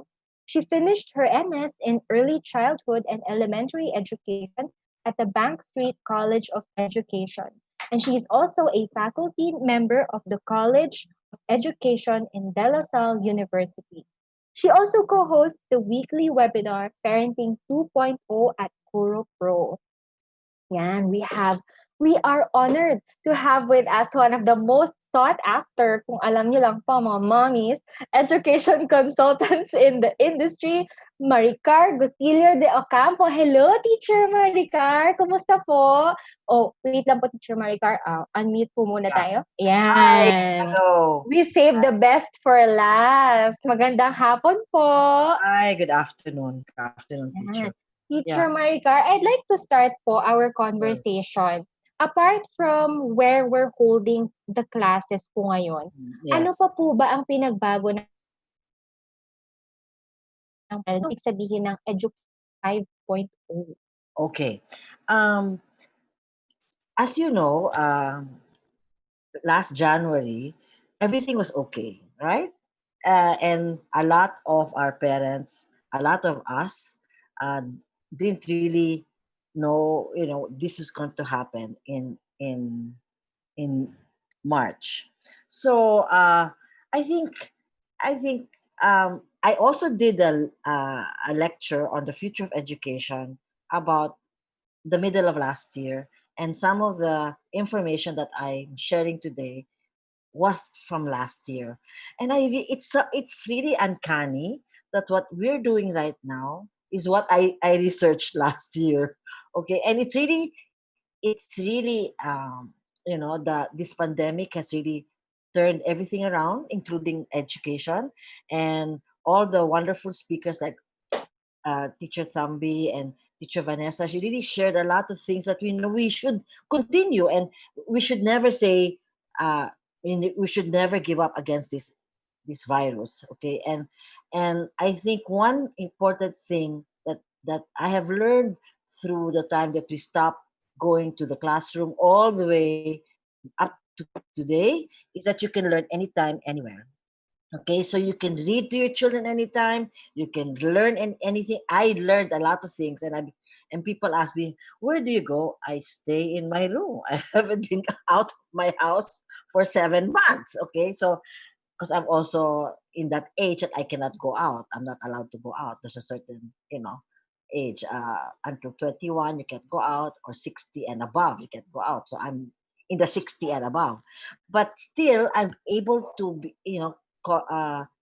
read and be able to have conversations with a lot of people. And it's unimaginable that I have a class in La Salle. I teach the master's level there, and I have invited speakers from New Zealand, from America, from Australia, from one is coming from Denmark, and they all just opened their Zoom account and they're in my classroom. And it's really amazing. I mean, when people say this pandemic is really very sad, there's another side to it. We have to look at the not at the dark side, but at the light. And I really think that we have so much potentials. So many things can be done, and so many wonderful opportunities that we can really make our learning fun for our children. And that is also what the two other speakers said. Okay, make it very personal, tell stories. It's like my little the apo of my sister said, Lola, when you were born, were there dinosaurs already? Of course, my sister wanted to kill him. you know they don't have the sense of time and space. So, but of course, my sister said, of course, sweetheart, I was not born then, I was born before that. And that's another conversation. But I really think that one important thing that we as parents and as teachers is to understand that learning does not stop. It is continuous. We just have to adapt to what the learning is now. The learning is online, and it's sad to say that even young children below the age of 2 will have to be exposed to it. I know there are rules and regulations to follow, but we have to adjust. It's not hard. It's difficult for adults. Children they're so happy. They're facing the machine. But one thing they will miss is relationships, touching, feeling, holding hands with your friends. That's why the most important thing that we have to focus on is to really teach our children how to be human beings, how to be kind, and how to be fair. And how do you do that with a screen, no? So you really have parents, teachers, and children have to work together. We have to be aligned. And all the schools now really ask parents to have time for their children, because parents are really the first teachers. And that is also what Teacher Thambi said and Teacher Vanessa said. And I believe in that. And don't make it as I already paying the tuition fee for the school. It's their call. No, it is now our call. It it we have to develop a tribe that we need to work as a team so that the children will see how important learning is. And a 3-year-old now will become 6 in 3 years. And they will say, in a classroom, and then they say, what classroom, mom? I have never been to a classroom. Because it's true. They haven't entered a real building of a school. So their school is at home. So we really have to make us a important place wherein the child can really feel that learning is important, that the home is a support system, that the teacher is there, and and I love it. Just read and read. Whatever books Teacher Vanessa mentioned, my children also read, and they're in their 30s. Okay, my children are already adults, but when they were small, I read all the books, and then to the point that my daughter said, "Can you stop buying books now? Can you buy something else?" I said, "No, no, no, no. Until you tell me you want to buy a book, I will continue buying books for you." So up now, they all use my books. I mean, that for me, that is a, a, a treasure that you cannot let go. Okay. Did I answer the question? Yes po. What about naman po, Teacher Maricar, Yeah. yung main na, kung na-mention niyo po kasi kanina that kids when in a few years future, they wouldn't know what the school is. Yes, yeah. What is the difference po between homeschooling and distance education? Okay. A lot of parents are thinking that when you homeschool, um, and distance learning is the same. Well, the similarity is that we use the computer as a source for information and a source to discuss with other children. So, what is important for us is that we need to tell our parents that homeschooling is very different from distance learning. Distance learning, you have to enroll in a school wherein they will provide the modules, etc., and the teacher will meet with them, uh, depending on the grade level. But uh, I will look at the age from ages 8 to below, about until 3 year olds, the time is between 30 minutes to an hour or an hour and a half, and then above, maybe 2 hours, but 3 times a week only. A homeschooling parent means you get the modules from the homeschooling providers, and you will tell them that that they will be the ones to teach the child. It's not it's not, oh, here is the module, you do it yourself. The teacher is both, the parent is both the teacher and the guide, but not a teacher, it's a facilitator, because we have to follow this wonderful thing that I've read. Every child has the right to learn, and every child has the right to achieve. Okay, and that right is encouraged because we give the child an opportunity for student agency. They make choices now. Okay, we have to trust, and we have to believe in them. And that's why I always say, please put content. Don't put too much content, because content you can learn, but how to be a good person and how to be a good human being, you have to see it, you have to feel it, and the home is the best example. Okay, I know, I think staying 7 months in incarceration is what I call it, is really is overwhelming, but I know some parents are really trying their best to make their home, very calm. Okay, that's why we need to exercise. I love it that Teacher Thambi has a schedule, because it's really important. There should be consistency, there should be perspective, and there should be routines. That is the most important. It's called CPR. That's from my sister, Dr. Villasor. She always says that, because it's really so important that we need to have all of those things, because this is a new thing. We have no control on what's going to happen tomorrow, but we have control today.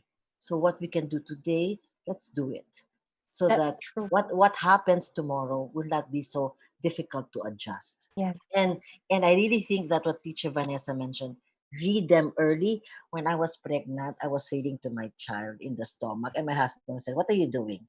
"I'm reading aloud." "To whom?" "To your future baby." "Why?" "Because the hearing is the first sense that is developed at 3 months old inside the womb.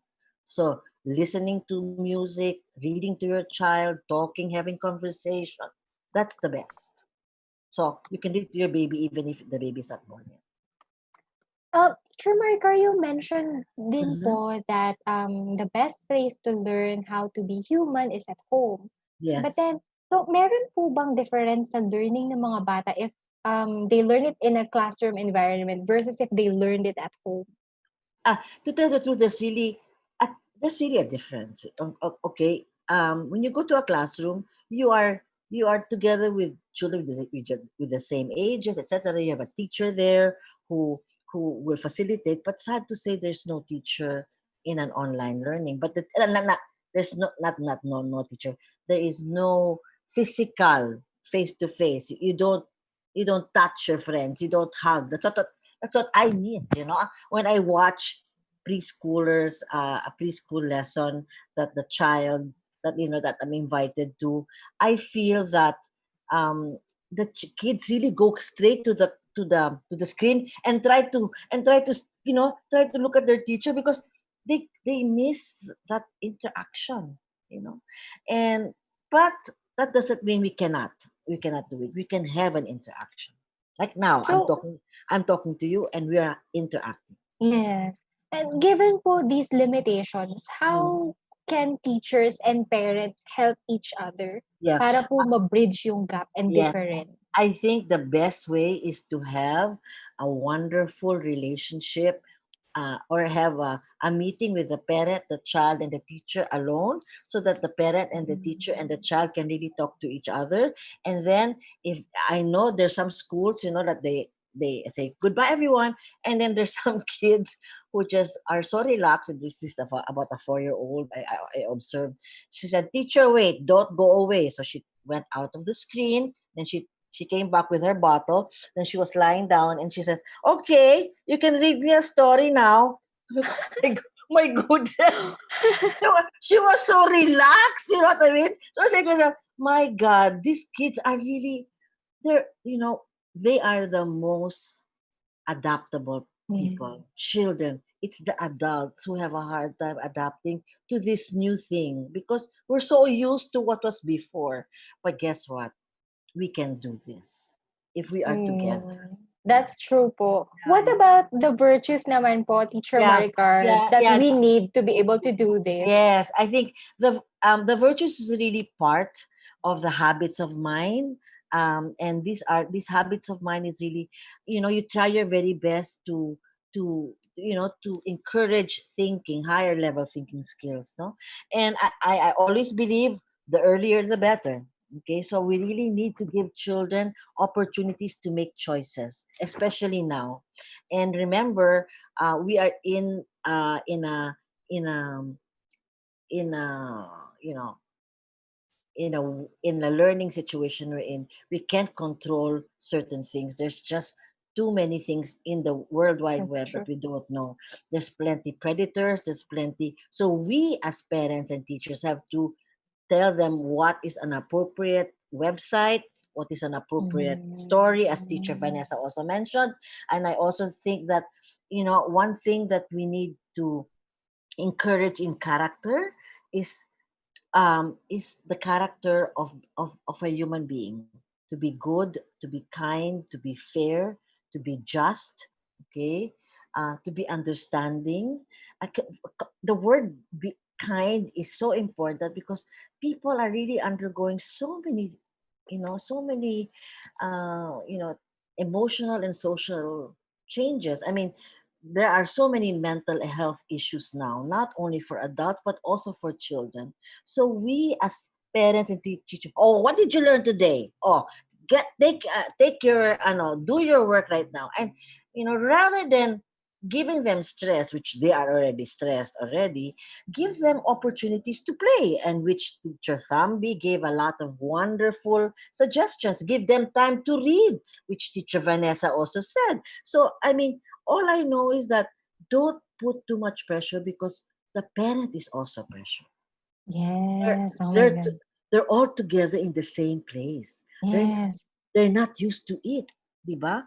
There are times I really want to disappear, but I don't know where to go. Yes. What I mean? Because I'm with my husband 24/7. I'm not Ex- used to that. exactly. Right? I know. But I mean, I told him, sweetheart, I have work from 3 to 5. Why? I said, I'm a teacher. I said, well, can I disturb you? No, you cannot disturb me because I'm so used to going out. I'm so used to going to the university every Tuesday and Thursday. That's my space. Okay? Then all of a sudden, I'm home. So I'm telling the parents, I mean, especially those people who are parents who work from home, really tell your children, I'm working right now. Okay, this is my space. Okay, that's why you have to develop your learning space in your home and your working space in your home.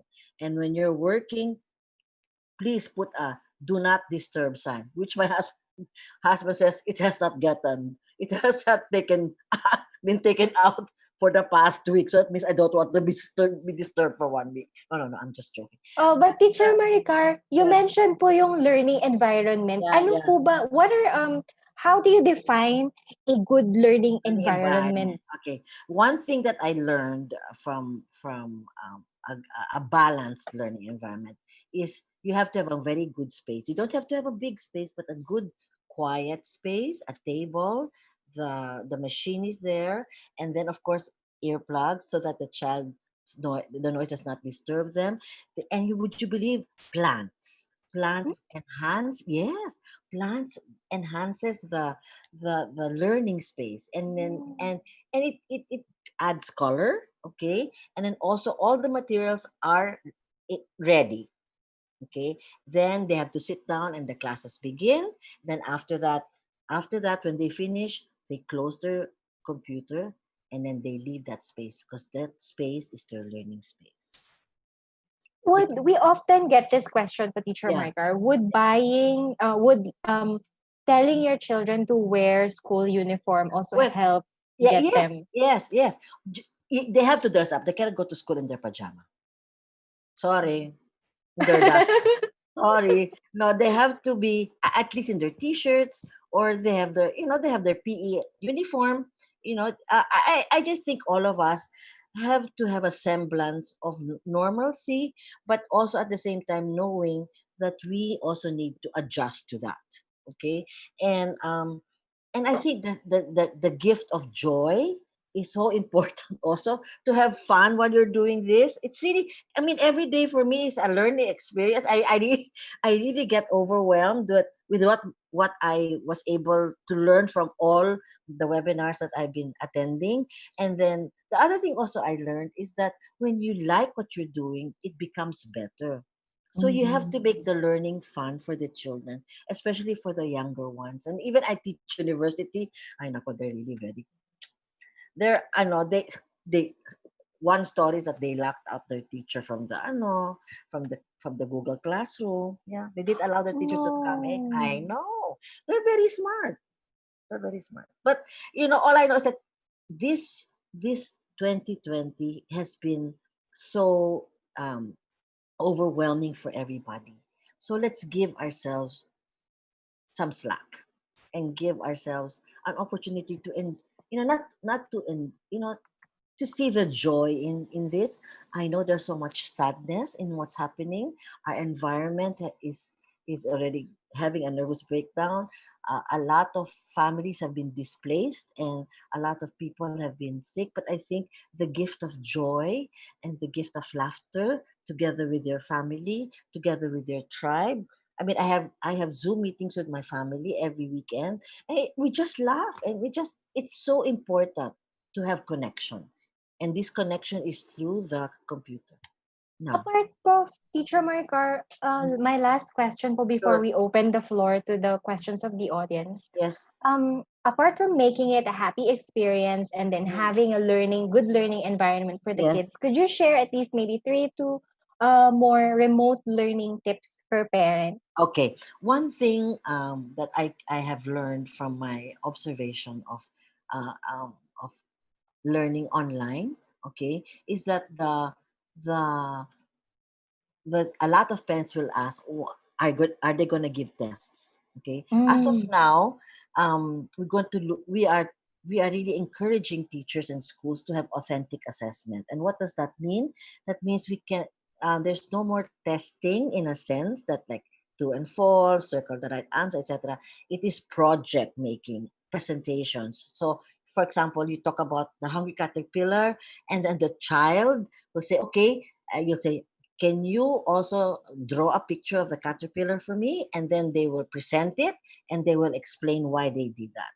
Okay, for older children, for example, in math, for example, they will talk about fractions, etc., etc. So they will design a new way of showing what they understood about fractions, because you have to Mm. apply content to an everyday situation, because it's so hard to give tests now. And then you have so many things around your house. You don't have to go to the, I mean, I'm not saying not to go to the bookstore, but to go and buy things, because you have so many wonderful things in your home. You just cannot imagine. A lot of people have so many things for measurement, for cooking, for Mm. the different types of Mm. 1 tablespoon, 1 teaspoon, etc. And those things can be used for you can just go. Uh, it, I always So believe that, it's practical application na po siya yes, ngayon. especially now. Okay, and Mm. the learning has to be personalized. The child has Mm. to see the importance of it. Okay. Thank you po, Teacher Maricar. We already have a few questions for you. Ito Okay, po ay nanggaling kay Mommy Nova. Sabi po okay, niya, I'm still trying to make an outdoor classroom or learning space for the kids. yes, What other things are essential to place aside from a table and a chair? And you mentioned po plants. yeah, What other plants. things po? Yeah, the other things that I realized when a lot of parents ask me is that you should have good light. Okay, it doesn't have to have a lot of people buy this light like that. No, Ring light po. yeah, the ring light. No, Bongga. you don't have to have that, but you have to have at least a nice lamp, and it Lamp. should be bright. That for me, the best light is from the sun, from your window, and then you don't have to have an air condition. You can have an electric fan that that that that goes around, because you can't naman focus it on the child, because Mm-mm. that's not it's not good. So the child has to have a comfortable chair. Okay, and then he also has to have a place wherein when he needs something he can go, and then there's a table wherein all the things that he needs are ready, so like paper and pencil, etc., right beside the table where his computer is. Okay, Mm-mm. and then of course, as teacher Vanessa, I love it, you need to have a dictionary beside you. No, because I believe in dictionary. There are certain things that my students say sometimes. Wait first, I will look in the dictionary. And if you don't believe in the book itself, you can go to the internet and then just write and then find the definition. I mean, kids can do that. And then, of course, they need to have also their water jug beside them. If they need to have breaks, they need to have at least 5-minute breaks in between 30 minutes or 45 minutes of a class. And then they also need bathroom breaks. Okay. And also snack breaks, as teacher Thambi mentioned. And also if they have to have working lunch, they can also have working lunch. Or when the teacher says, okay, we will meet after you do your project. That's the asynchronous meetings. Okay. So that's when they're working, they have to have all the materials with them. Okay.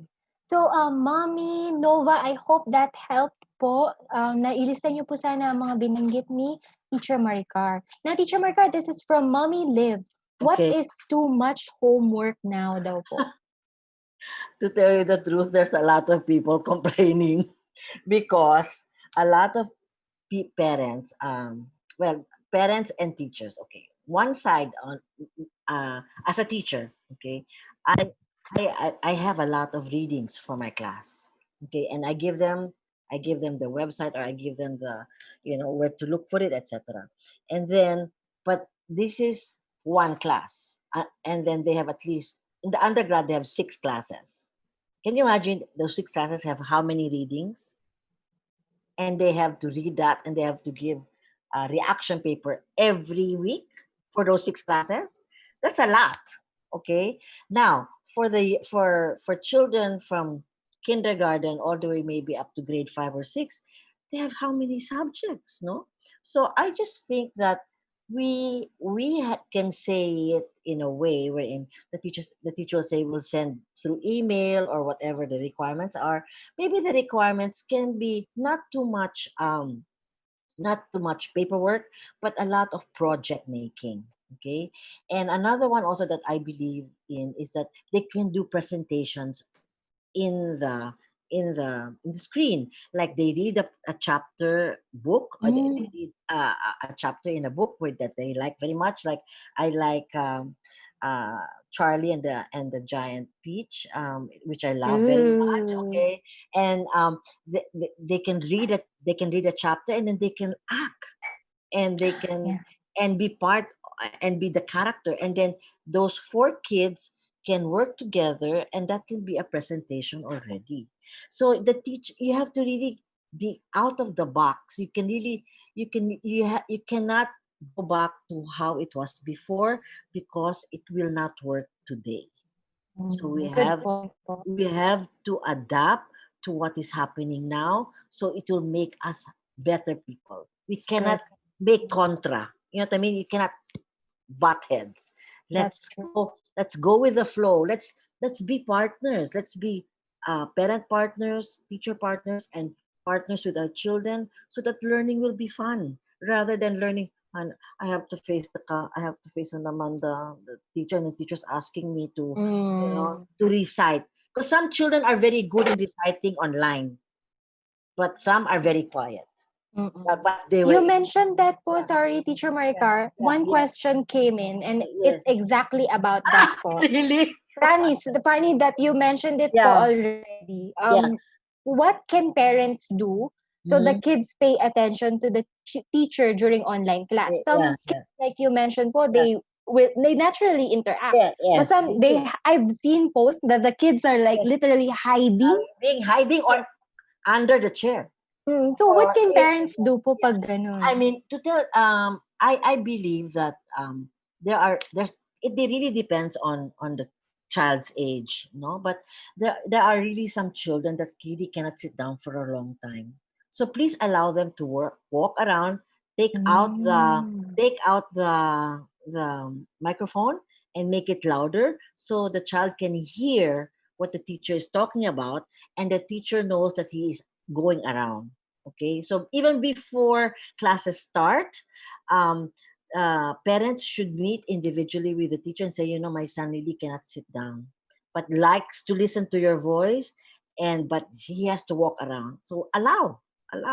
Okay, don't take it against the child, because to tell the truth, he will not pay attention to you. Even if he sits down there, he's already falling asleep.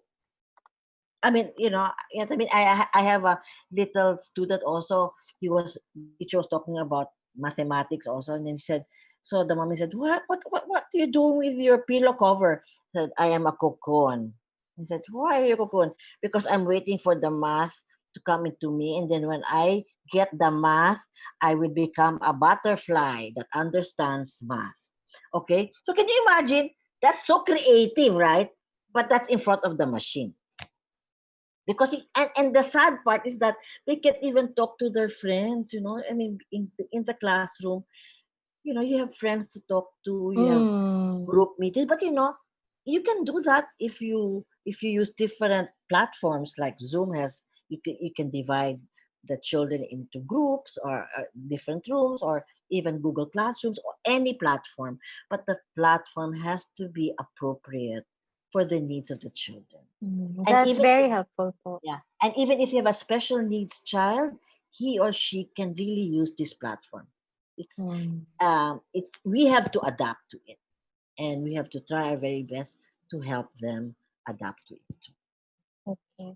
Siguro po before we end, we have a last question and we'd like to ask our speakers to prepare a little message of encouragement and a little last few tips kung paano po nila iha-handle ang pagiging teacher nanay and teacher tatay. So let's start with Teacher Maricar. All I know is that there are two things or three things I want to share. First, every child has the right to learn. The second one is every child has the right to achieve. Okay, and the last is home. Home is happy, holistic, memorable experiences. Our home should be now the source of that. Okay, and we as parents and as teachers should really, really work together as a team so that our work won't be that hard. It's not hard, it's just we don't know what's going to happen. But if we have happy, holistic, memorable experiences in our home, our children will learn, and they will be good human beings. Thank you. Oh, thank you po, Teacher Maricar. Teacher Vanessa? Yeah. First of all, thanks for everybody for spending this afternoon with us. Um, I guess three things. One is making your child a reader is work. It is work. And this is work done by parents. All the tips we shared, it's all parents. You buy the book, you read, and you model. So as long as you believe that it is important, then everything else follows. Sa gusto may paraan. And second is that if you really wanted help is out there. You will have parent friends who love reading as well, who will lend you books, will give you recommendations. Online is there. As long as you are convinced that this is important, that your child will benefit from being a reader, then and your child's teachers will be there to help you. Teacher Thambi? Okay, on my part, I just want to remind parents to use the things that we shared as your tools. You can use them as your tools to help you um, be teacher parents. Secondly, I want to remind parents to focus on feelings. Right now, everything is so heightened. Our emotions are all heightened. Even parents' feelings, the anxiety is like twice. So what more for the kids? So try to not be so concerned at this point about the academics. Focus more on the feelings, the love for learning, the feeling safe, the feeling a sense of control. That's Yes. what you want to focus on right now. And the third is, I think I want to tell families to, right now we have this opportunity to be together and to enjoy that moment of being together. So that's Oh. what I want to share. Thank you so much po, Teacher Tomby, Teacher Vanessa, and Teacher Maricar. Maraming salamat po sa isa na namang very eye-opening session. Yan. Sana po mga mommies na isulat ninyo ang lahat ng tips nila. If not, you can rewatch this live later. So, that's all the time that we have today. Naka 2 hours tayo, maniniwala ba kayo? Pero parang ang bilis ng oras. Yan. We hope you learned a lot because we sure did. Sana po ay nakatulong ang mga tips ng mga experts para mas maging confident, komportable, relaxed, at masayang parent-teacher po tayong lahat. Yan. Kita-kita po ulit, ang dami. Kita-kita po ulit sa susunod na episode ng How Po. Don't forget to like us on Facebook at smartparenting.ph and Instagram at smartparenting. Please subscribe sa aming YouTube channel para po updated kayo sa lahat ng aming mga upcoming events. Mula po sa aming 3 guro dito, class dismissed. Bye!